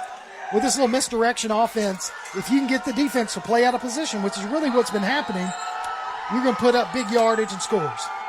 And Lauderdale County had worked that run to perfection. Tanner had them 3rd and long. And once again, Tanner on the kick return goes sideways. And you cannot go. Run straight. You run. We normally say north-south, but tonight you got to run east and west. You do. So Trevor Peoples is the return man for Tanner and tried to make a cut and tried to run towards the Tanner sidelines and got stuck right there. So it'll be 1st and 10 from the Tanner 32-yard line. Yeah, going back to what I was saying, Lauderdale County's 3rd and long. Tanner's in the best position. They've had to stop them all night. And the coach makes a great play call, great execution, 30-yard pass play for a touchdown. And Lauderdale County's done a really good job of keeping Skylar Townsend out of the ballgame. He does have a touchdown reception, but he's just not able to. Look at that. Right there, Parham, and I called it right there, intended for Skylar Thompson, and just threw it way out of his reach. Interception went right through Lauderdale County defender's hand. I think it's number 16. Tuck Green, with the chance, the ball went through his hands. So Parham, unable to complete the pass intended for Skylar Townsend. So bring up 2nd down and 10 from the Tanner 32. we'll say 32. So 2 splits to the near side, 1 to the far side. Barnes in the backfield. He's got a running back to his left. He's going to take the snap, going to fake the handoff, going to sling pass it out here to Skyler. Townsend's going to make a cut, going to stiff arm, drug out of bounds. Still a little bit too much action right there. But a lot of people talking over here on the sidelines. We can kind of see it. Skylar Townsend is a tall individual. Very tall, very athletic. Good stiff arm. I mean, gets the down distance back to manageable. So 3rd down and about 4. And I think we've got every student in Lauderdale County High School in front of us Very tonight. well It's right down there. And it's not a deep sidelines either. No, it's not a deep sideline. That's where the noise is coming. You didn't see anything from the Lauderdale County football players. Nothing late or anything like that. So 3rd and 4. Townsend's going in motion. There's going to be a dead ball foul as a false start by the Rattlers. Yes. So it's a good play call And right there, but it's going to be a swing pass out into the flat. And it was read perfectly by Rose. His calves are tight, but he's still out there playing. Guess they're giving him another pack of mustard to get between series. Enough to put on a hot dog. Absolutely. So that's going to push them back. So it's going to be what was 3rd and short of about 3 is going to turn into 3rd and 8. Yeah, probably good on that pass play that it was a penalty because it was about to be 4th and 10. So Rose had that one read. So 4 splits. That's going to be another false start. offsides. That's offsides. Well, your wide receiver jumped as well, so they're going to call it against. They're going to call offsides against Lauderdale County. Yeah.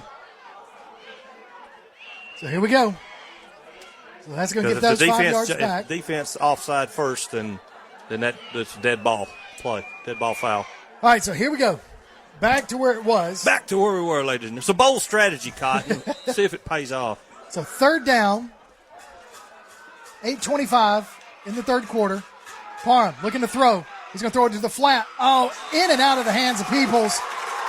Incomplete pass. I mean, he had the first down. He had the first down. Solid. Fell right in between, right through his hands. It was a good pass. It's kind of you got to expect your receivers to catch. So what do we do here, Coach? It's 4th down. Well, I mean, you're down by four scores. That's true. So you've got to convert here on the your first series of the second half. So Townsend's going to be split closest to us. 2 splits to the far side. Parham in the backfield. He's got number 2 with him. That's Nez Jackson. Parham's going to drop back to pass. He's got to rush. He's got to throw it. And, that's pass interference. That's got to be. Yeah, there Thank it comes. you very much. It's coming. They just took them a while to dig into their dig the laundry out of their pocket. Two officials, and I know the pass interference. That's got to be on Lauderdale County. Over here, this sideline judge right here on the right here closest to us also threw the laundry. I was focused at the middle of the field, so I didn't see what happened here. He just gave the same official the same call to the ref, and the referee has made the call as pass interference against Lauderdale County. So that's going to be 1st down off of that 4th down play. Huge for Tanner. And that could have been a personal foul because he got him around the neck at the head, but they chose to call the pass interference. So you've got it 1st and 10. That's going to cross the 50-yard line into Lauderdale County territory at about the 48-yard line, 47-yard line. So 1st and 10 from the Lauderdale County 47. Parham in the backfield by himself. Everybody's split out. He's looking to throw. He's got a runner. Somebody puts his hands on him. He throws it up. He's throwing it deep to the height, and he gets it. Pass is caught by Jarek Thompson again, who had the 80-yard touchdown reception to lead us off, and he does it again. First series of the second half for the Rattlers, and there is a 47-yard touchdown reception. Parham was under pressure, stepped up, rolled to the right, stepped up. One guy got a hand on him. He delivers, and that's a ball that is caught because I'm taller than you and I can jump higher than you, and then he outran the secondary to the end zone. You got to love that. So that's 2 touchdowns by Thompson. One was 80 yards. That one was 47. So he's already got over 120 yards in receptions. That kick is up. Extra point. It is good. which takes your score with 8:08 left to play in the third quarter. Lauderdale County 41, Tanner 24. I like it. Stick around. You're listening to Limestone County football from Play Action Sports. The Bama Zach Memorial Scholarship has been set up to honor the legacy of Bama Zach Green, a huge fan of the Crimson Tide, along with Limestone County sports. The scholarship will go each year to a male and female athlete from Limestone County. Checks should be made out to Bama Zach Memorial Scholarship and can be sent in care of Garth Garris, 13833 Pinnacle Drive, Athens, Alabama, 35613. Donations can also be made in person at First State Bank of the South at 1319 Highway 72 East in Athens. Thank you for showing your support for local athletes by giving to the Bama Zach Memorial Scholarship. Welcome back to Limestone County football of Play Action Sports.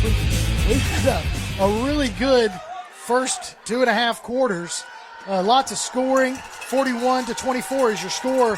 Lauderdale County right now on top of Tanner after that touchdown reception by Thompson from Parham for 47 yards. That's going to be kind of a pooch kick. It's going to go out of bounds. Probably not the best idea right there. That's going to be a penalty flag. That's going to give Lauderdale County good field position for their second series of the second half. Yeah, definitely not what the kicker wanted to accomplish there. I think he wanted to pooch it and get it up high, maybe cause a turnover. But ball goes out of bounds, and Lauderdale County will start. I wonder if Coach Matt Smith's going to yell at the kicker and go, "That's not what I taught you to do on the soccer field, on the pitch." Exactly. Pitch, if you will. So they're going to mark that at the 35-yard line. So 1st and 10, Lauderdale County from their own 35. That's really good field position. And we know how quick Lauderdale County can run this real estate. Exactly. We got Rose and Richardson in the backfield. Lovelace under center. He's going to hand it off to the second man. That's Richardson. He's going to shed one tackle. Still on his feet. Nobody going to be tackled from behind. Looks like he had a little bit of a horse collar. Nobody's going to call that. Yeah, no calling it. Move on. Move along. No, he didn't bring him down by the horse collar. No, but he did. He slowed him down, but he didn't bring him down. Lauderdale County got some speed in the backfield. Yeah, Rose, they really do. Richardson, and that guy. That was Richardson? Yeah, that's Richardson. And Christensen, okay. Is the number 19. He's in the wing slot. And, yeah, like you said. But that run right there by Richardson crosses the 50 down to the Tanner 43-yard line. So, like I said, it doesn't take them long to run the real estate. Exactly. That rushing game is potent. Yes, it is. Lovelace, under center, puts a man in motion. That's Christensen. Going to hand it to Christensen. He's going to be hit in the backfield, and he's going to be dropped for a loss. The number 52. Come back again, number 52, Trey J. Lett. So, Trey J. Lett with a big tackle He's there for a loss. He's been a factor for Tanner tonight. So, Christensen's limping. He's been struggling with cramps tonight, too. So, he's not coming out. Well, he is this time, yep. Coach telling him to come on out. So, if Tanner can keep Lauderdale County out of the end zone, get the ball back, try to get another one. Let's just keep chopping away. Chopping away. So, Rose and Richardson in the backfield. Lovelace under center. Going to hand it to Rose. Rose got a seam. It closes, but he's still on his feet. Bounces it to the outside. I tell you, well, he is just juking everybody. Spin move. Brought down at the 30-yard line. Not before he picked up the first down. So 1st and 10. Lauderdale County, Tanner player on the field, having a hard time getting up. I don't know if I like that number. Can't tell who that is. It's a single-digit number. I'll get that for you in just a second. Looked like he got hit in the back.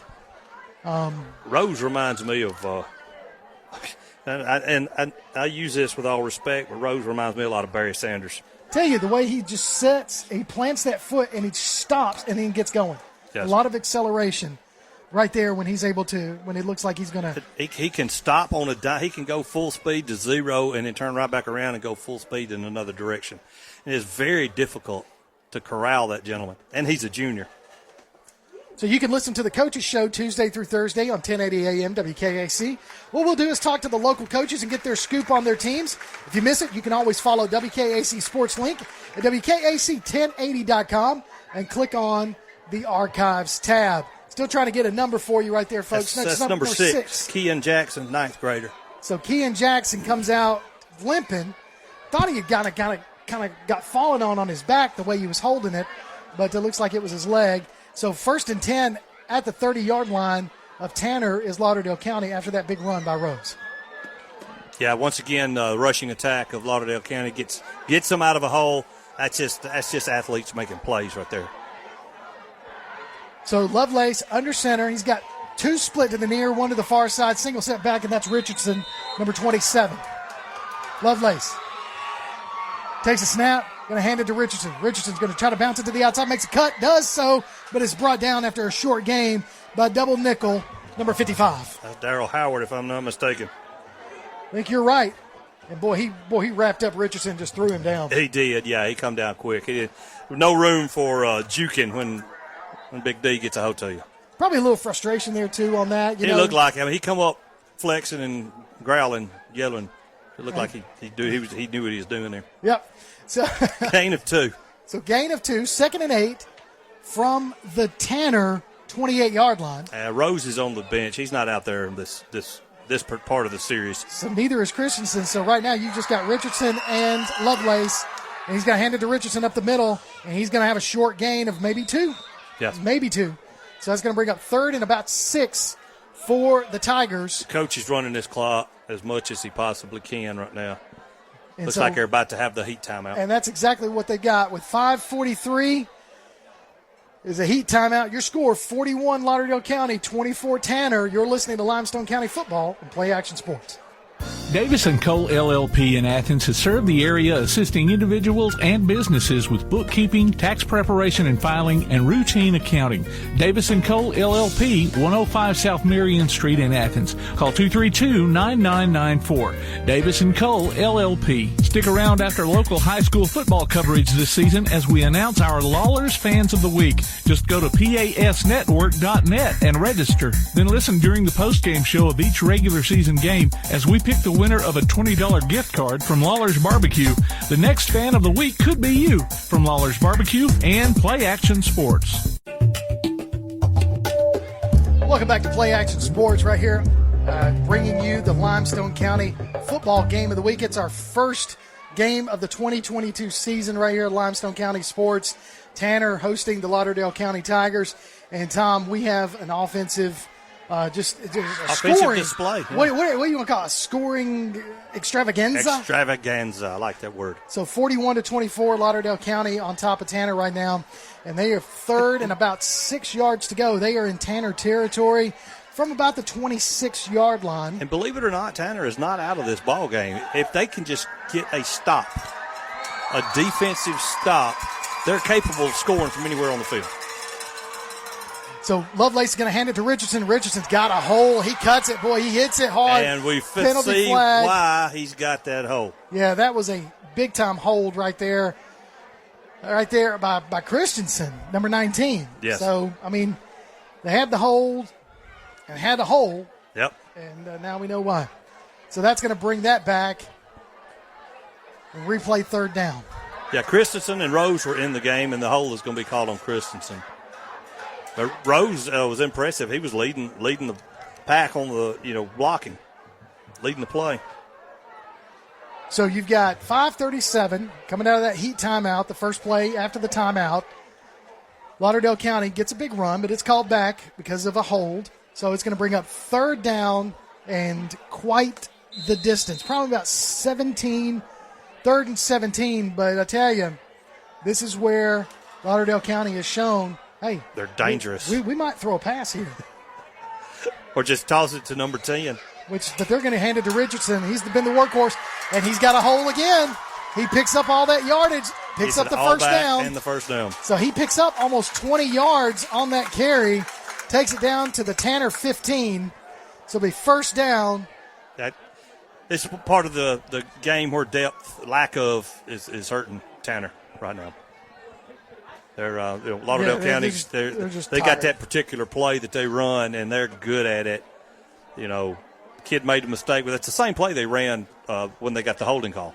So remember we talked about it earlier. As far as like the defensive line size of Tanner, yes, and the offensive line size of Lauderdale County. But I tell you, discipline on that offensive line is really, really holding your block. Yep. Getting your guy turned just a little bit, and if you've got a fast enough back, hit that hole. You release that block, you've done your job. And you've got a guard, number 56, who's fast enough to pull from the left guard all the way around the right side. So we got a timeout on the field with 4:55 left to play in the third quarter. I believe that timeout was called by Lauderdale County. It's their first of the second half. Your score, 41-24. Lauderdale County on top of Tanner. You're listening to Limestone County football from Play Action Sports. Limestone County High School sports are brought to you in part by Limestone County Commission Chairman Colin Daly.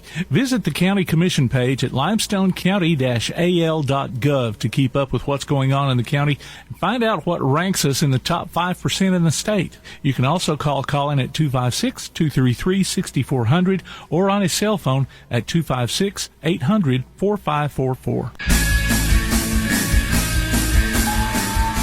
Welcome back to Limestone County football right here on Play Action Sports Network as we bring you the Limestone County football game of the week. Lots of great games on the schedule on the docket, if you will. That's a good word. You like that, docket? I like it.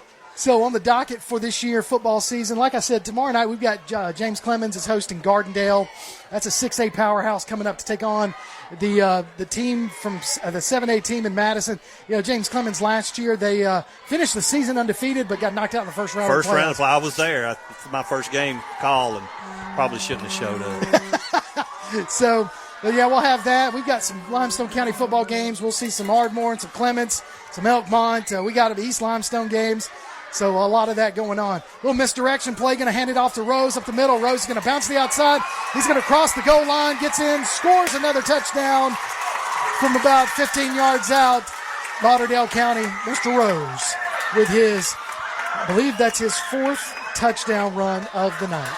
The blocker in front of him didn't even have to, all he had to do was stand there. And it was one quick shift, and he totally changed directions, ended up in the end zone. We're watching an extremely talented young man run the football tonight. So we talked about Jalen Bird, last year's 1,000-yard rusher for the Tigers. There's the snap for the extra point. The kick is up. The kick is good.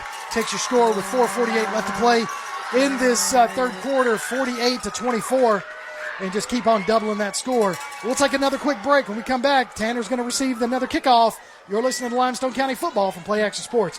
Whether you're in the market for residential or commercial property or looking to sell your current home, land, or building, make your first call to the Phillips team at Alabama Real Estate Solutions. Paula and James can help you with everything you need, whether you're buying or selling. Call Paula at 777-4916 or James at 656-2370. You can also see their listings online at alrealsolutions.com. Look for them on Facebook, too. The Phillips team at Alabama Real Estate Solutions. Real solutions for real estate.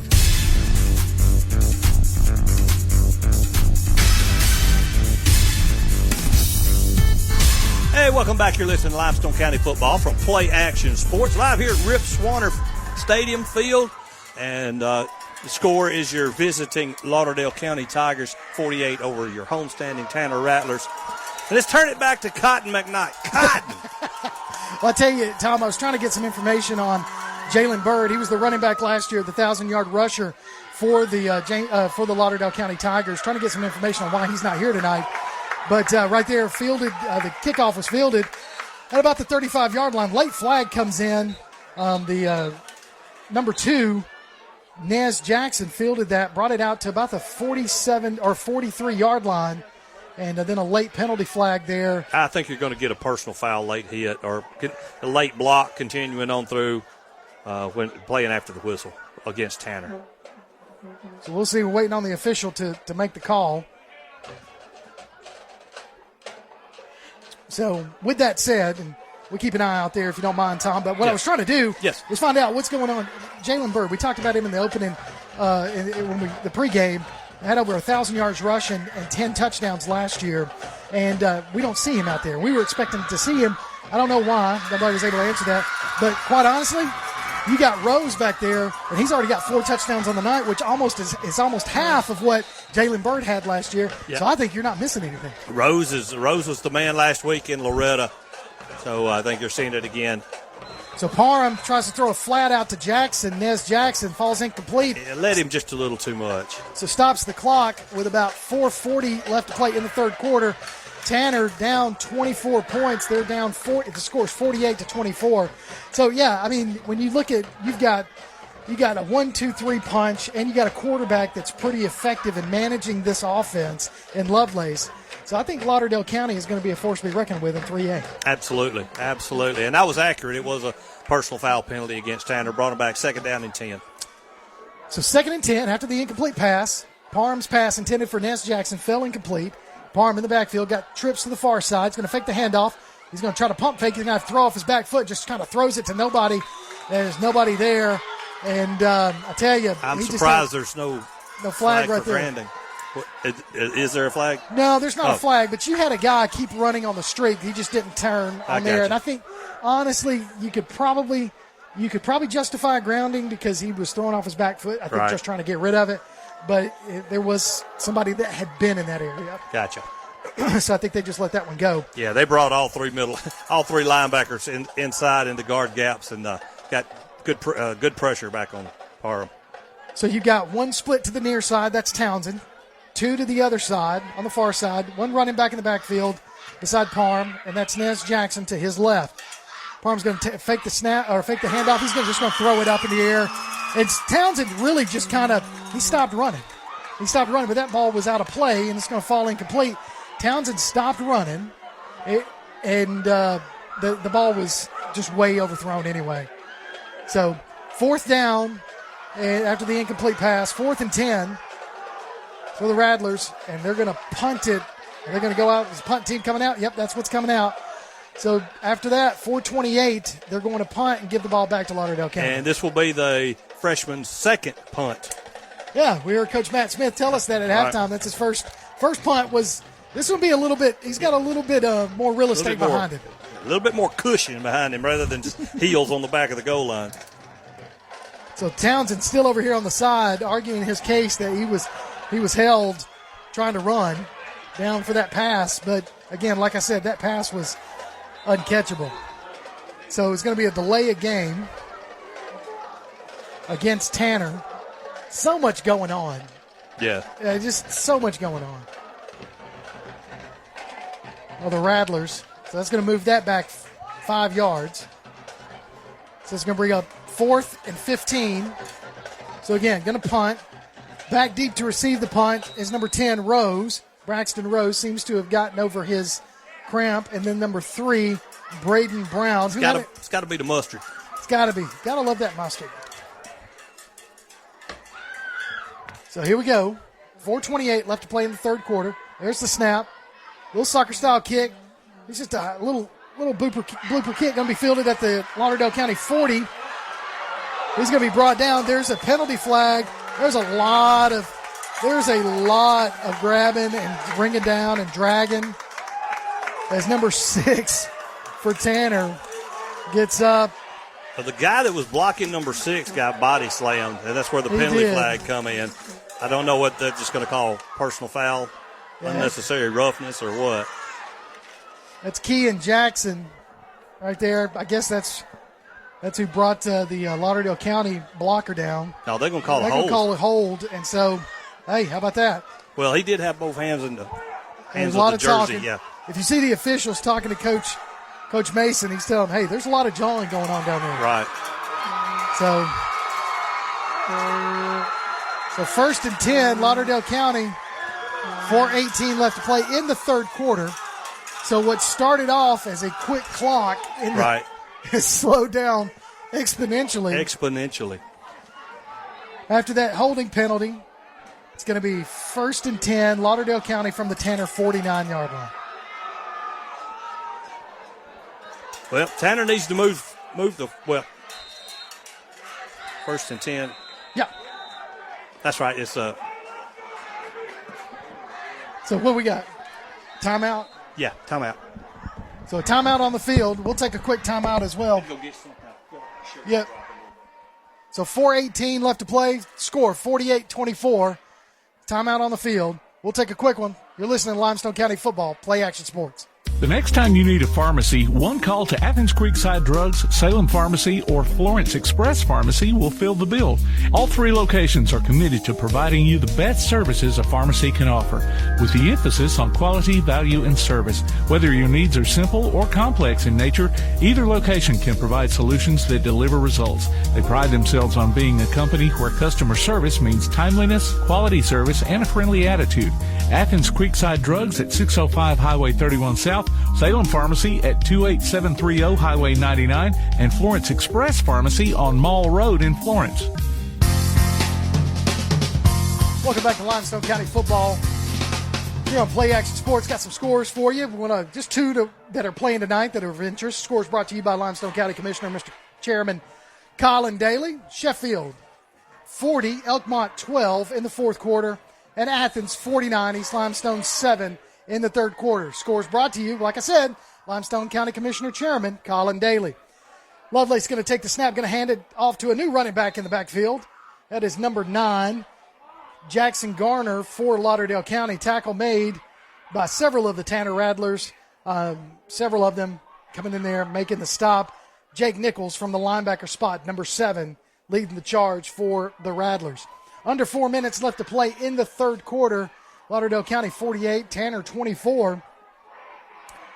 So Tanner needs a big stop right here in order to, get that ball back, try to get a couple of scores on the board for the end of this quarter, or at least one before this quarter dries up, and then they've got to go full throttle in the fourth quarter. Lovelace going to hand it to another running back, number 32. Haven't called his number yet, and he's going to be brought down from behind and brought down in the backfield is number 32. Brought down by number 20. I'm having a hard time reading some of these numbers, folks. Number 25 looks like that's Elijah Jones. Yes, that's who that was for Tanner. So no gain on the play. So third down and a long 9 is Lauderdale County. As they've got some more players coming in, looks like they're going to sub in some of the. We're going to have a new quarterback. And that's going to be number 2. Skylar Tucker is going to be the quarterback. No, he's going to line up in the wing slot. So Lovelace is going to stay in at quarterback, and he's going to roll to the near side. He's got Richardson in the flat. He's going to throw it low to Christensen, and Christensen makes the grab at the 40-yard line, grabs his calf.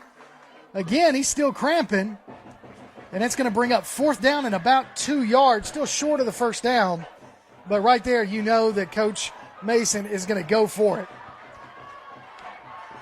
So, Lovelace still in at quarterback. He's got several new faces on the offense in the backfield. So Christensen's going to come out limping. So he's still cramping. It's a hard time for him. So we're going to have one split to the near side, one to the far side. In the backfield are Rose and Richardson. Lovelace under center. Lovelace takes the snap. He's going to try a quarterback sneak, push that line forward.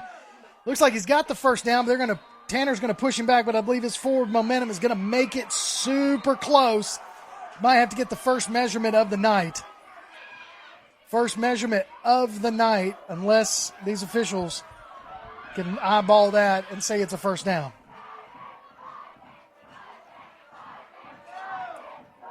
So it's going to be an official timeout as they bring the chains out to make a measurement on this huge fourth down call for Tanner.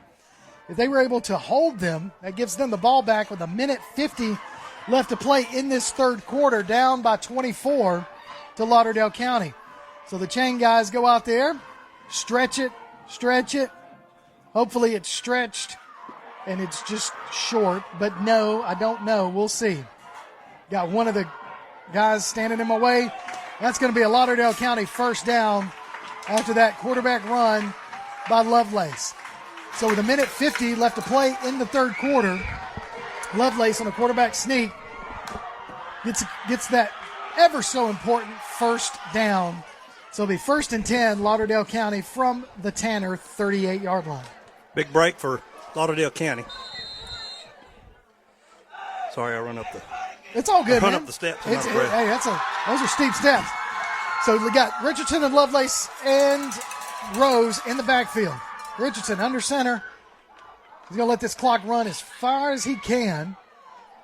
Gets the snap, gives it to Richardson. Richardson's met at the line of scrimmage by number 14, and he's going to be tackled. Like I said, number 14, that's Casey Hale. Casey Hale coming in from the linebacker slot and plugging that hole. And that's very good, aggressive defense by Tanner. But So, we see Lauderdale County right now is just they're wanting to run the ball, run the clock. yeah, if you can get away with, you're up, several scores. You're up really 4 scores. Yes. 3 touchdowns and a field goal, and and you're under a minute in the third quarter. You can start substituting. Yes. And give some of these guys that are cramping a little bit of a break and just kind of prolong the offensive drives, which is what they're doing. Going to hand it to Rose. Rose has a hole. He's down to the 30. He's down to the 20. Down to the 10. Tries to cut it across. Dives forward short of the goal line. Goes Rose for about, I tell you, Rose has just been a difference maker tonight. All the way down to the 2-yard line. 1st and goal, Lauderdale County. The hole was there, and the young man didn't miss it. Made a couple of jukes again. He's cramping. He's cramping. But he don't want to come off the field because he wants that. He gets that 5th touchdown. Yeah. 5th touchdown, but I think coach is going to bring him out, Coach Mason. So we see Christensen coming out, and we know he's been cramping. They're going to wait till the end of the quarter. I don't blame him. So as that clock hits 10 seconds, yeah, there's a 5-second difference between the play clock and the quarter clock. So as we end the third quarter, your score, Lauderdale County 48, Tanner 24. Lauderdale County knocking on the door again. So when we come back, fourth quarter action, you're listening to Limestone County football and Play Action Sports.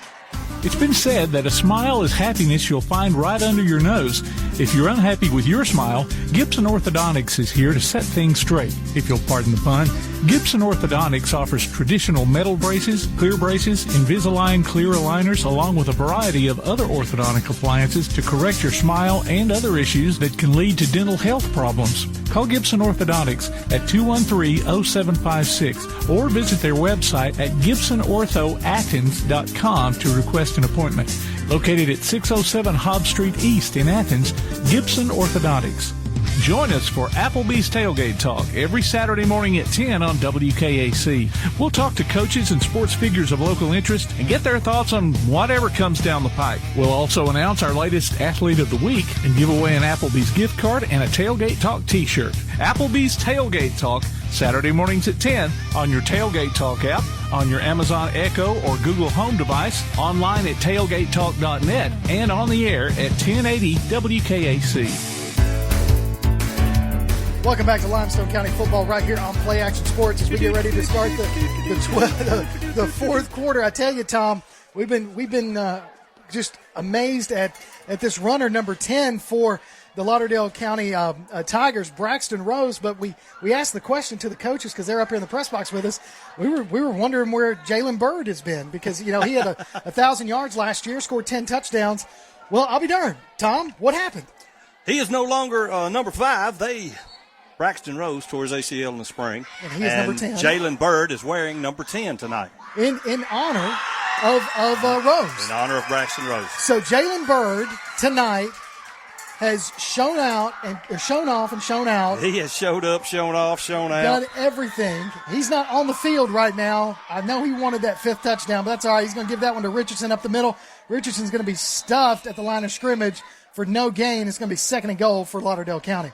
But I tell you, when we talk about that, it really just – because I'm sitting here thinking, wow, if they had Jalen Bird and Braxton Rose in that backfield. Exactly. And the whole time it's Jalen Bird. But talking to the coaches, and they say Braxton Rose is a baller too. And they're hoping to get him back before he tore his ACL in the spring. But you can't go wrong with Christensen, 19, what he's done tonight. Or Richardson, number 27. Either one, yeah. So just a well-balanced offense. A lot of weapons. Yeah, a lot of weapons. And like I said earlier, both of these teams, Tanner, this is a 3A and 2A matchup. Tanner's going to do some great things in 2A. Lauderdale County's going to do some great things in 3A. Exactly.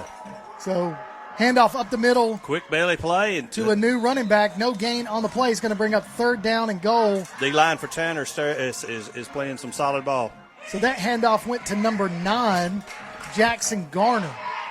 Jackson Garner. So looks like they're probably going to keep Bird out on this series. You know, we've been calling him Rose all night long. Now we've got to turn around and call him Bird. I know, that's a little weird. That is a little weird. But we're giving the young man props. I'll tell you. Yes. But I might have to go through here in all my notes. I got to change the name Rose to Bird. Exactly. That's just excess work on my end. But that's worth it. Christensen is the lone back in the backfield. Lovelace going to hand it off to him. Christensen tries to push that line forward. Again, 3 plays, no gain. Same play, 3 in a row. Tanner was kind of expecting that, but I think Coach Mason, he's just like, hey, look, guys, we punch it in, we punch it in. Otherwise, you know what? I think we'll be okay. They got a long way to go. Yes. And so 4th and goal right here. And this is the play where you keep your big guys off. I mean, it's 48-24. You don't take a chance on getting anyone hurt. So Richardson back in the lineup in the backfield, number 27. Lovelace is going to try to keep it. He's going to fall to the knee. And just, I guess there was a bobble on the snap. And the whistle, guys. The ball come out. Number 27 had the ball. Yeah. He was trying to run, but the whistle had already blown. Yeah, and so the Tanner defender had him in his grasp, was about to bring him down, but didn't want any personal foul right there. No. Trey J. in the backfield trying to hang on to number 27. So that should be Is that a turnover on downs? Well, I mean, that was 4th down. Did I miss a down? Did we miss a flag? Because the officials were talking to Tanner. So that was 4. That was 4 basically snaps right there in that goal. So let's see. We're waiting. The official's still speaking with Tanner's defensive lineman. So again, listen, everybody. I want to plug this again. It's Lawler's fan of the. Okay, so here we go. Well, so he's going over there to talk. So I'm going to plug this real quick. You can always enter your name for the Lawler's Fan of the Week at PASnetwork.net. We'll announce the winner during the postgame show of each and every Limestone County football game. The winner gets a $20 gift card from Lawler's Barbecue. And, hey, that's a good thing. So we'll announce that winner at the end of tonight's ball game. Also in the postgame show, we're going to call the Limestone County Player of the Game, and our featured player is going to get a gift certificate good at either Village Pizza or Cream Delight. And so we'll see which Limestone County football player gets that honor tonight. I got a couple of guys in mind, and we'll discuss that at the end of the game during a break, Tom. Absolutely. So I guess I did miss a down. So this is 4th down, 4th and goal from the 4-yard line. But I'm telling you, man, they must have blown that play dead. Must have blown the play dead. All right, so we got 2 splits to the far side, two splits to the near side, 1 to the far side. Lovelace, quarterback, Richardson in the backfield. Tanner defense is held for 3 downs, technically 4. But here we go. What happens? What do you call here, Tom? At 48-24, I'm going to call the same play. So Lovelace is going to keep it himself, try to punch it in from the quarterback sneaks position. And he did. Yes, you are correct. 9:42 left to play in this ball game. And Lauderdale County has punched over that 50-point marker. Yeah, that was simple. I mean, it was nothing penalty fancy. Flag on the play. There's a penalty flag. That's a dead ball. I see a flag. Yeah, there's a flag out there, but sideline warning against Tanner. Yeah, well, no penalty this time. That's their first warning. Yeah, that was no frills. Just line up 2 quarterback sneaks in a row, and that quarterback wanted it. That's another bobble snap right there on there, and they're going to try to throw it in for the 2-point conversion. It's going to be picked off, and they're going to call that one dead. And you cannot return a 2-point conversion in high school like you can in college. No, you cannot. So with 9:42 left to play in this ball game, Lauderdale County 54, Tanner Radlers 24. You're listening to Limestone County Football and Play Action Sports. Whether you've suffered massive storm damages to your roof or it appears to be only minor repairs you need, call Evans Roofing for a free inspection at 345-9179 or 614-2796. Don't trust one of those out-of-town operations that are here today and gone tomorrow. Evans Roofing is locally owned and operated, BBB accredited, bonded, and licensed, as well as licensed by the Alabama Home Builders. Evans Roofing offers a 10-year warranty and the lowest price guaranteed. Call 345-9179 or 614-2796 or visit them on Facebook. Evans Roofing. We'll be here after the storm. Welcome back to Limestone County football here at Rip Swanner Stadium, home of the Tanner Rattlers. 9:42 left to play in this ball game. Lauderdale County 3A taking on the 2A Tanner Rattlers. They're up 54-24 over your Tanner Rattlers so far. And my money is going on that this is going to be the longest game of the night. Oh, no doubt, because I've that was a long first quarter, man. And I'll give you a score update after this kickoff return from Tanner. It's going to be fielded at about the 25-yard line. Looks like it's Peoples. Peoples try to bounce it to the outside. It's going to be brought down at about the 35-yard line, so a 10-yard gain there on that kickoff. So it'll be 1st and 10 Tanner from their own 35. Doing a Limestone County score update. Scores brought to you by Limestone County Commission Chairman, Mr. Colin Daly. Your score in the fourth quarter, Sheffield 40, Elkmont 20. And we've got a final over at Athens. Athens 49, East Limestone 14. I don't know if you know this, Tom, but Cody Gross never lost to East Limestone as the head coach. He never lost to East yet. Has not lost. So hopefully that's a start to a great season for the Golden Eagles. Exactly. East is behind the 8 ball. They didn't get their coach hired till later on. Like 3 weeks before practice started. So, yeah. So they will get better. Coach Woodfin is a good coach. He's been around James Clemens' program a long time. They will get better.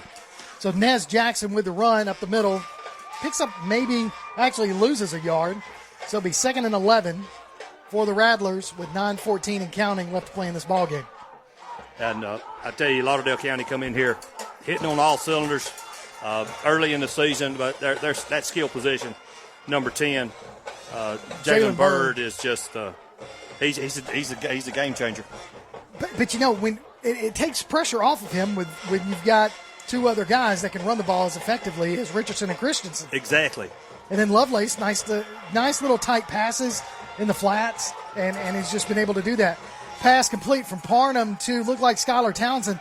Townsend goes out of bounds for no gain on that screen pass. So he's going to bring up 3rd down and 11 for Tanner. Yeah, long pass out the flats, and it's, Lauderdale County's not probably as fast as some of the positions at Tanner, but you've got to go north and south, east and west here. Yep. To gain. So we're going to have trips to the near side.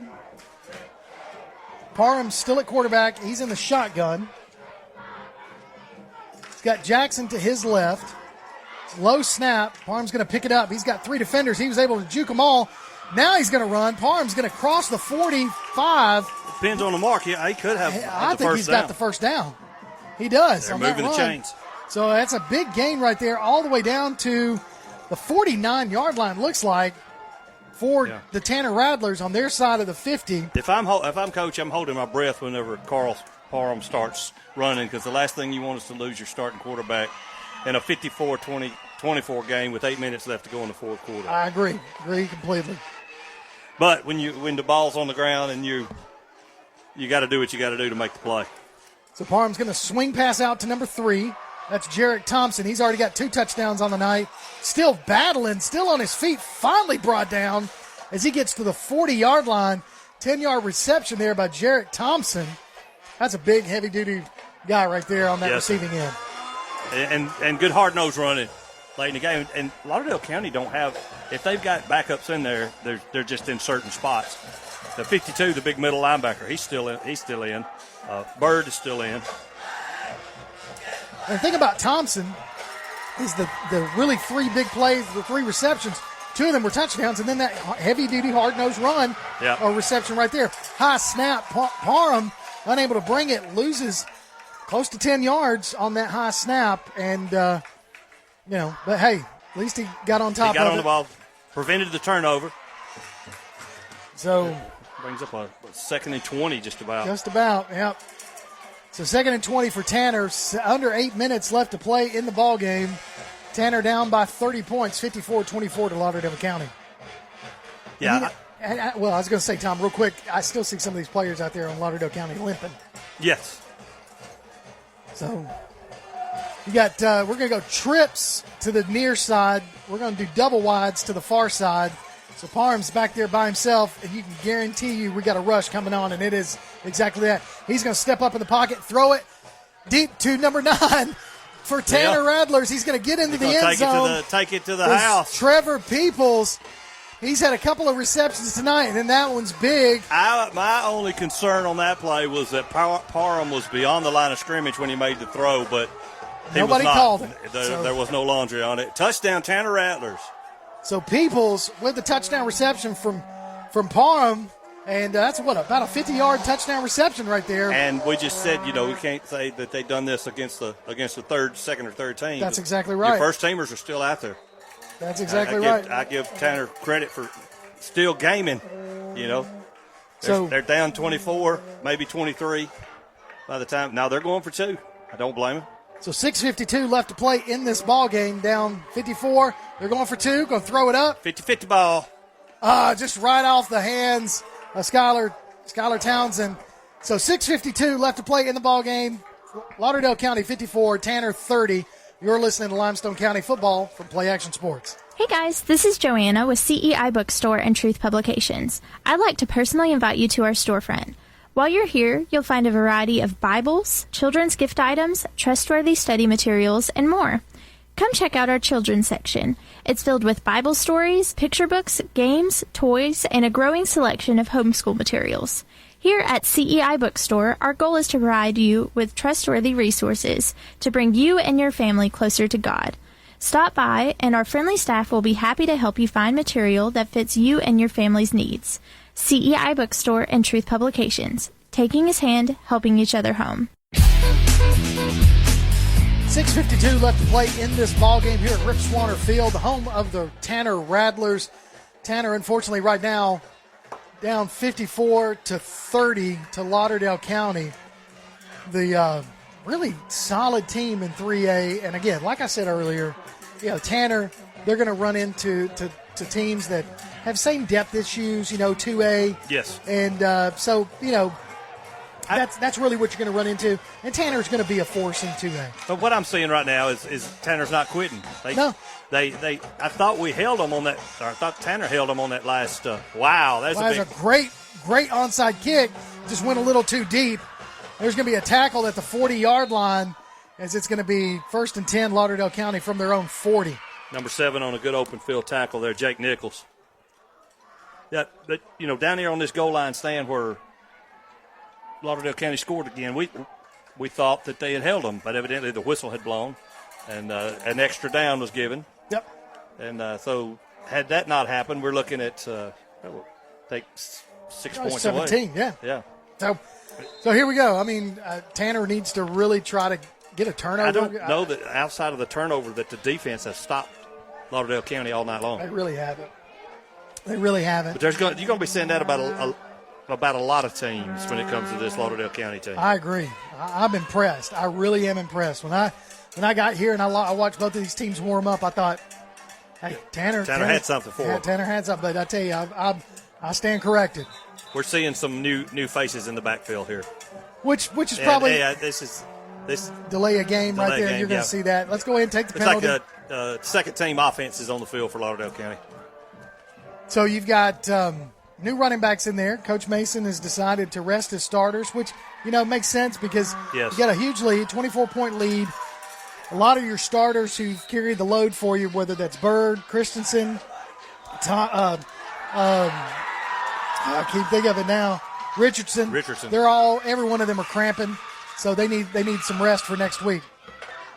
So new running back's going to get the ball for the Tigers. He's going to pick up close to 10 yards, about 9 yards, It's still a long way to go after that delay of game. Yeah, looks like it's going to be 2nd and 12.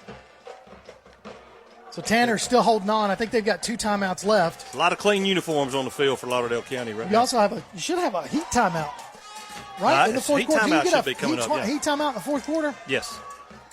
I got to refresh my memory on the rules. Yes. Usually around the 5-minute mark. Well, we got a penalty flag. So I think they broke the huddle with 12 players. That's what I think. I think that's what Lauderdale County did.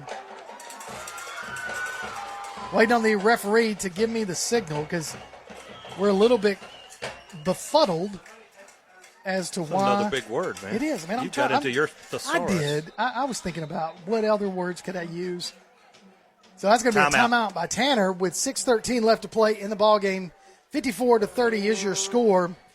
And, I guess we can keep it here and just kind of talk this through, Tom. But before we do that, I want to just kind of remind everybody, you can always go to tailgatetalk.net, enter your nominations for the Applebee's Athlete of the Week, and vote on this week's poll. We'll announce the winner Saturdays between 10 and noon on Applebee's Tailgate Talk on WKAC.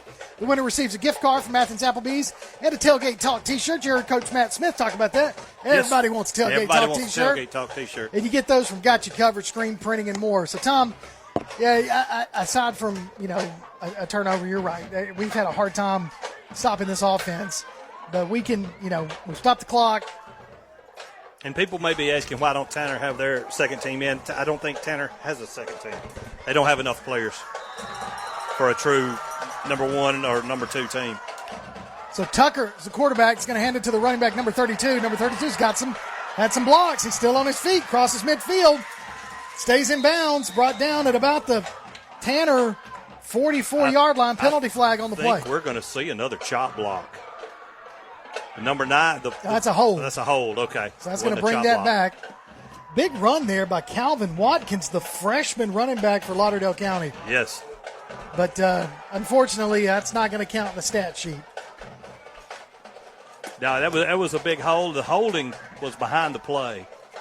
So that young man will learn. He'll go back to the drawing room, so to speak, and work that out on the practice field. I imagine Coach Mason and that's about the only thing he can be disappointed in is the penalties. Two chop block, 2 illegal chop blocks, a couple of holes. Yeah. This right here, both coaches, Coach Mason and Coach Bonds, regardless of the outcome, they got a lot to talk about. Yes. After they watch this game film. So it's a quick pitch out to number 30, and he's going to be tackled. Another penalty flag on the field. Penalty on the far side. So I'm not sure what the penalty flag is, but we're about to get the call. So it's another hold against Lauderdale County. So 5:55 left to play in the ball game. 54-30 is your score. Lauderdale County on top of Tanner. And I tell you, it's just right now back-to-back penalties. Back-to-back penalties. That comes with the territory when you get your substitutes in there. Yeah. This is the time they get good game experience. And it gives Coach Mason something to fuss at. Exactly. Come Monday. Exactly. I can hear him now. Yeah, I know what my coach did. Fresh faces are going on the field for Lauderdale County. So 5:50 and counting. Clock's going to run after the penalties marked off. 2nd and about 40. Yeah, it's a long haul to get to the original line of scrimmage is at the 40. So the freshman's going to get the ball, but he's just going to be wrapped up for another loss on the play. So that's going to push that back even further. So it's going to be about to the 16-yard line. Big hit by Big Darryl Howard there, number 55. So you're going to have to go, 10, 20, 30, 35 yards for the first down. So 3rd and 30, we'll say 3rd and 35.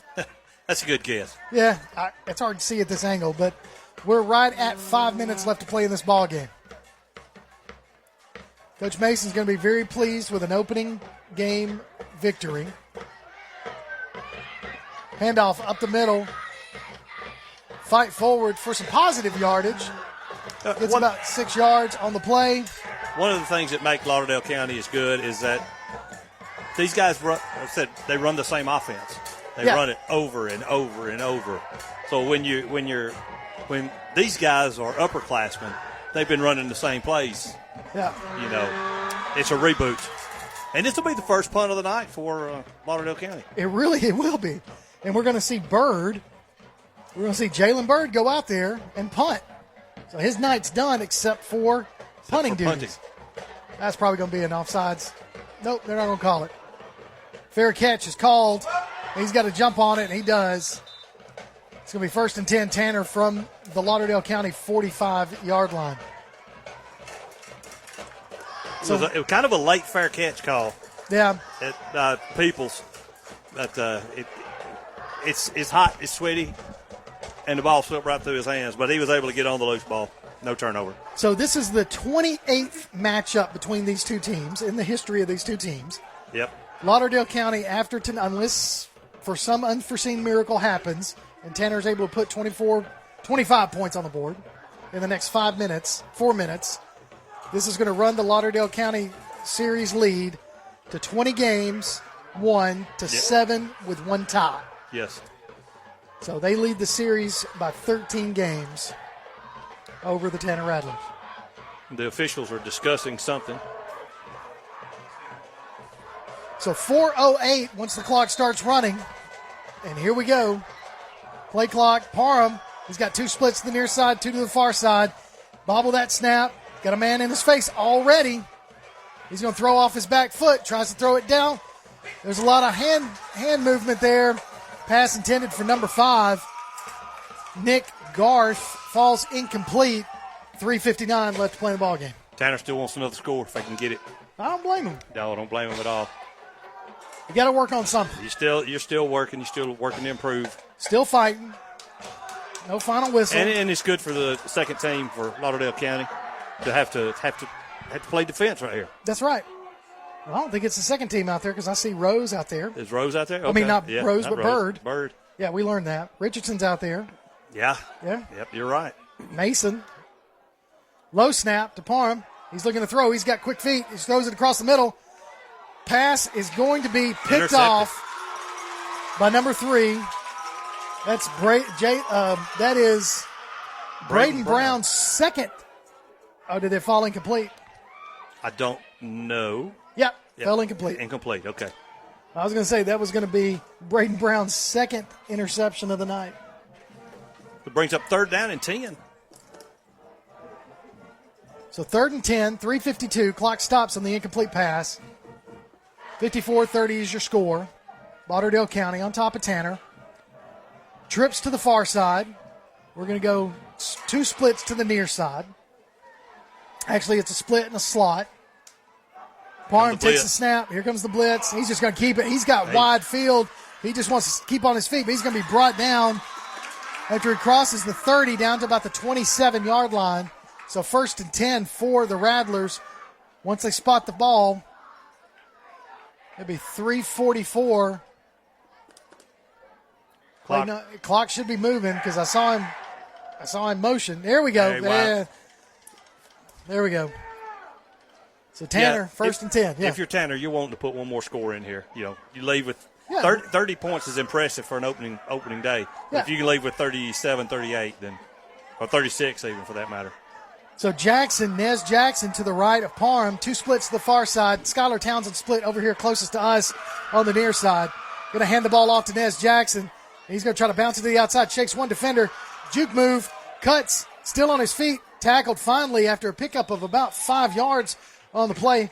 That's a hard run there by Nez Jackson. A good slant off the left end there. He didn't run it sideline to sideline so much. He got it upfield. Made one guy miss. Picked up 5 on the play. I feel like maybe abandoned the run a little bit. I understand you got those receivers you want to utilize, and Parham's got a great arm. But we got to get that running game going, Coach. Going to have to get it going, that's for sure. So 2:45 and counting in the 4th quarter. Tanner, 2nd down and 5. We're going to go trips to the near side. Got Townsend split to the far side. Play clock winding down. So it's going to be a wildcat to Nez Jackson. Nez is going to bounce to the outside, still on the sideline, still on his feet. Goes out of no, they're going to say he went down inbounds. It's going to keep that clock moving. He does pick up the 1st down, so the clock will stop as they move the chains. Once those get set, Tanner needs to be ready to call a play. They do. Need to get the play in now, be at the line of scrimmage ready to go because they've wound the clock. It's running as we speak. So almost under 2 minutes left to play in this ball game. Tanner in scoring position just outside of the 10-yard line. They can get a first down without scoring, but they want to put it in pretty quick if they can. Let's do that. So we're going to go splits, 2 splits to the near side, 2 running backs in the backfield, 1 on either side of Parham, 1 split to the far side. It's going to be a handoff up the middle to number 5, but he's going to be met at the line of scrimmage and just pushed back hard. Pushed back. I don't know who that was on the tackle. He comes up grabbing his calf. He's limping. No, that's John David Mason, the linebacker captain on the defense. Oh, yeah, he's been fighting cramps, his tightness all night long, or the last half of the game so far. So we're under a minute and a half left to play in this ball game. Play loses 5 yards a gain. Just second and 11 now. Well, they didn't gain any. That was first. Yeah, first so there's 10, a loss of 1. Yeah, loss of 1. Yep. So second and 11. Play clock's at 7, 6, 5. We're almost under a minute. 2, 1, delay a game. I'm not going to call it. Swing pass out to Townsend. Townsend's going to try to take that corner. Goes out of bounds. That's going to stop the clock with 59 seconds left to play in this ball game. That was a good play call. You get it, like you mentioned, some of the play at the end of the first half. Instead of going for the long ball, get your plays over close to the sideline where you get out, stop the clock. Yep. So now you look like got a couple Tanner players limping. Yep. So they're probably cramping as well. Under a minute left. Third down. Yeah, 3rd and about 5. So they're going to call a penalty flag, probably some movement. This is going to be another Wildcat play. But penalty flag, probably illegal motion. Yeah, and a timeout, Tanner. So 1 second went off that clock. So Tanner with the timeout, and that's just kind of the way it's been going tonight for the Tanner Rattlers. Play Action Sports Report features results, interviews, and more from Athens and Limestone County and drops every Wednesday on most major podcast platforms and at pasnetwork.net. I tell you, our producer, Mr. Tim Lambert, has worked hard over the course of these past several years getting this network up and going for this Limestone County. And I just want to I know he never speaks on this, and he's always running commercials and stuff, but we got to give him credit, give credit where credit's due. Tim he gets here 2 hours early, sets it up, does a fantastic job making sure that we have what we need, and just lots of credit goes to you, Tim, and we appreciate you allowing us to be a part of this, and just hey, I remember he posted, I don't know, before I come on, anybody interested in calling football games or doing a radio show, I'm like, oh, Tomcat is so much interested in that. We all had a meeting at Applebee's that night and discussed it. I'm like, shoot, that sounds like fun. And it has been 6 or 7 years later. I don't know how many years you've been doing this.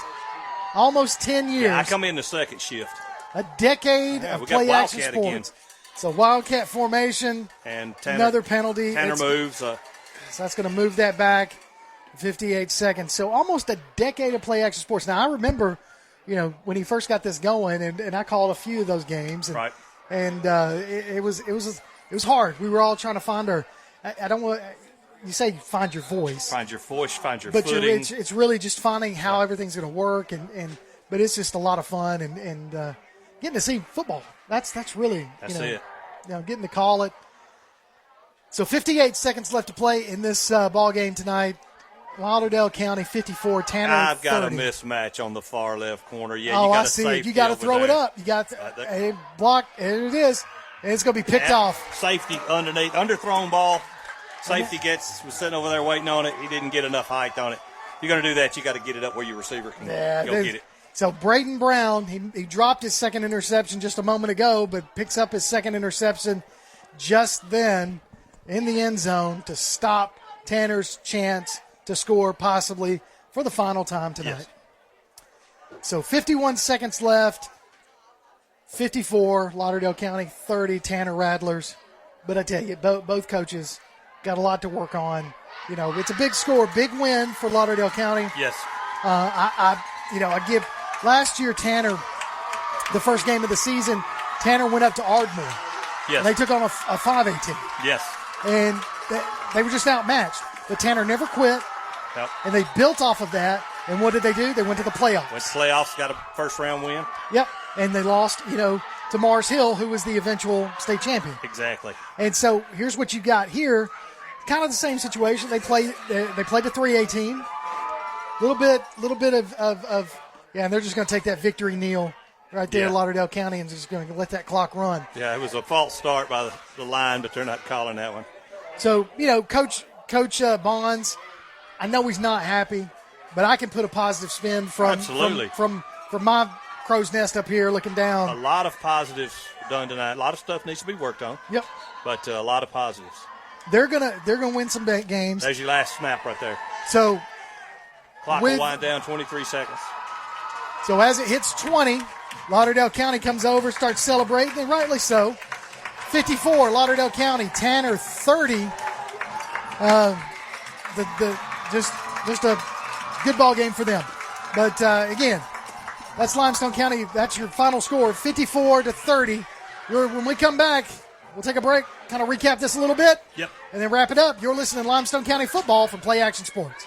Hey, Joe here from Lawler's Barbecue. A lot of you folks out there keep asking where we cook our barbecue because you don't see pits and smoke. Well, guess what? You never will. That's because we cook our barbecue slow and low in Ardmore, Alabama, in a state-of-the-art USDA facility and deliver it daily to each of our 13 local restaurants. Listen, we've been cooking barbecue since 1978, and I promise you, we got the hang of it.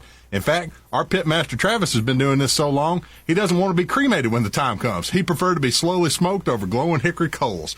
So come try some of the juiciest barbecue you'll find in all of Alabama and Tennessee. We'd love to tickle you pink with our award-winning service and good old-fashioned Southern hospitality.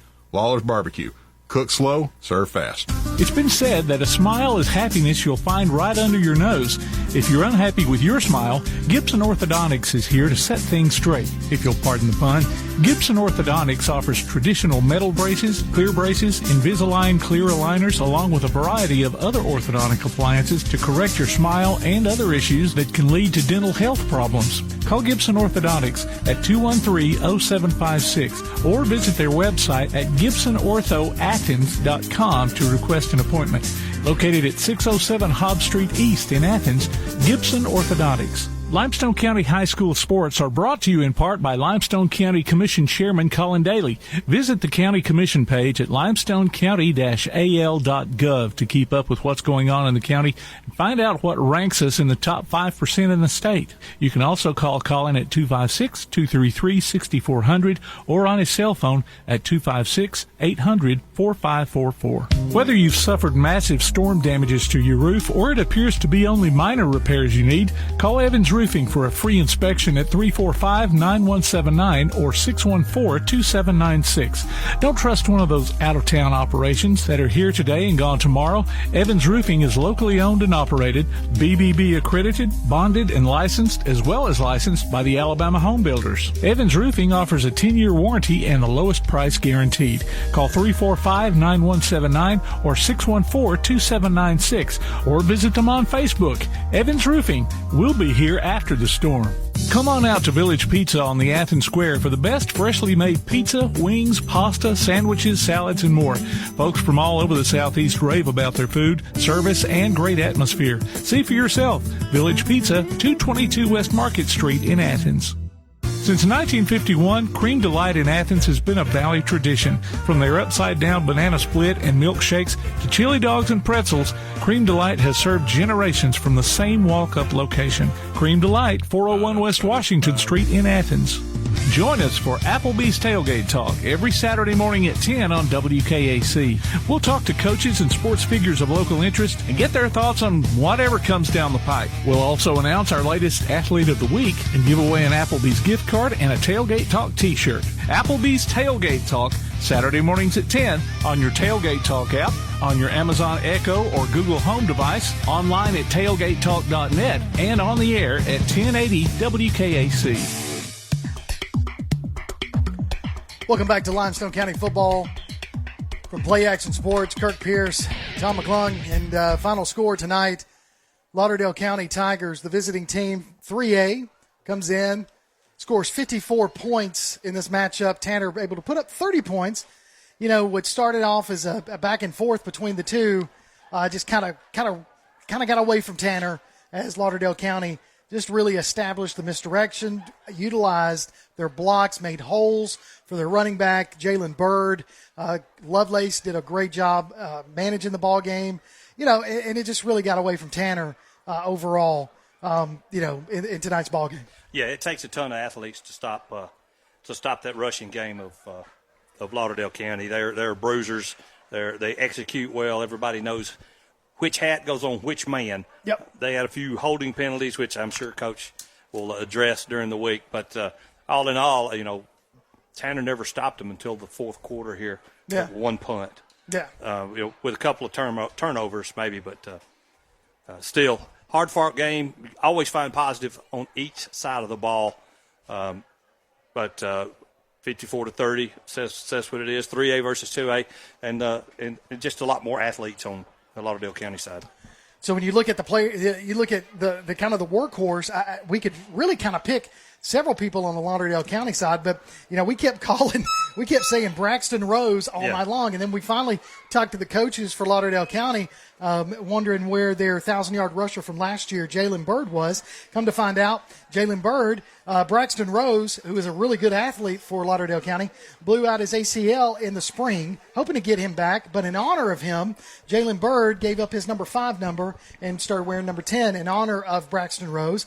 And Jalen Bird ended up, you know, being kind of the workhorse, scoring 4 touchdowns, which he had 1,100 yards last year and 10 touchdowns, so he almost went half of that for the season. I wonder how many yards he had tonight. It was well over 200. Oh, yeah, at least 200. So, you know, there's your workhorse there. Lauderdale County's going to do some great things. On the Tanner side, some great positive things offensively. Parham, he threw 4 touchdown passes. He threw one to last year's second-team All-State with Townsend, Skylar Townsend. He also threw 1 to Trevor Peebles. But he threw 2 to another receiver. 1 right off the bat. First play of the ball game, 80 yards to Jarek Thompson. And then again in the third quarter, Parham to Thompson for 47 yards. So Thompson had a big night tonight as well. We saw him catch at least another ball, that reception that went for a first down that he just kept driving and driving and driving. So, you know, you've got that kind of workhorse there. So, you know, that Coach Bonds is got to be somewhat, I know he's not going to be pleased, but I'm trying to pull a positive here. Tanner has some playmakers on offense. They do. I think they need to develop their running game a little better, but they were going against a strong defense. So that middle linebacker for Lauderdale County, John David Mason, number 52, he was a beast. He is. He is a beast. He's fast. He's big. And it's difficult to run against athletes like that. So we've got a couple of names that we want to announce. We want to first announce the Lawlers Fan of the Week. And you can go and enter your name for the Lawlers Fan of the Week at pasnetwork.net. And like I said, we'll announce the name during every post-game show of each and every Limestone County game. The winner gets a $20 gift card from Lawlers Barbecue. And tonight's winner is Miss Angela Pilot. Angela Pilot, you are tonight's winner. You have 2 weeks to drop by WKAC Radio to pick up your gift card. So congratulations to Angela Pilot for picking up the Lawlers Fan of the Week here. And also during the post-game show, we like to announce the Limestone County Player of the Game. Our featured player gets a gift certificate that's good at either Village Pizza or Cream Delight. It's their choice. And tonight's player is Mr. Jarek Thompson. Good call. I like the way he played. I like the way he ran his routes. You and I talked about this. He had 3 huge plays really at the end of the night, looking from the receiver position. So congratulations to Jarek Thompson, tonight's winner, tonight's player, Limestone County Player of the Game. He gets a gift certificate that's good at either Village Pizza or Cream Delight. I recommend the chili dogs and the vanilla milkshake. So Tom, as we kind of wrap up things, any closing things you want to kind of talk about really before we wrap up? Football is back. Football is back. He is correct. Your final score, Rip Swanner Stadium. Lauderdale County Tigers, 54. Your Tanner Rattlers, 30. I want to thank you all for listening to tonight. For our producer, Mr. Tim Lambert, for Mr. Tomcat, Tom McClung, I am Kirk Pierce. Thank you all for listening. You've been listening to Limestone County Football from Play Action Sports. Good night, everybody.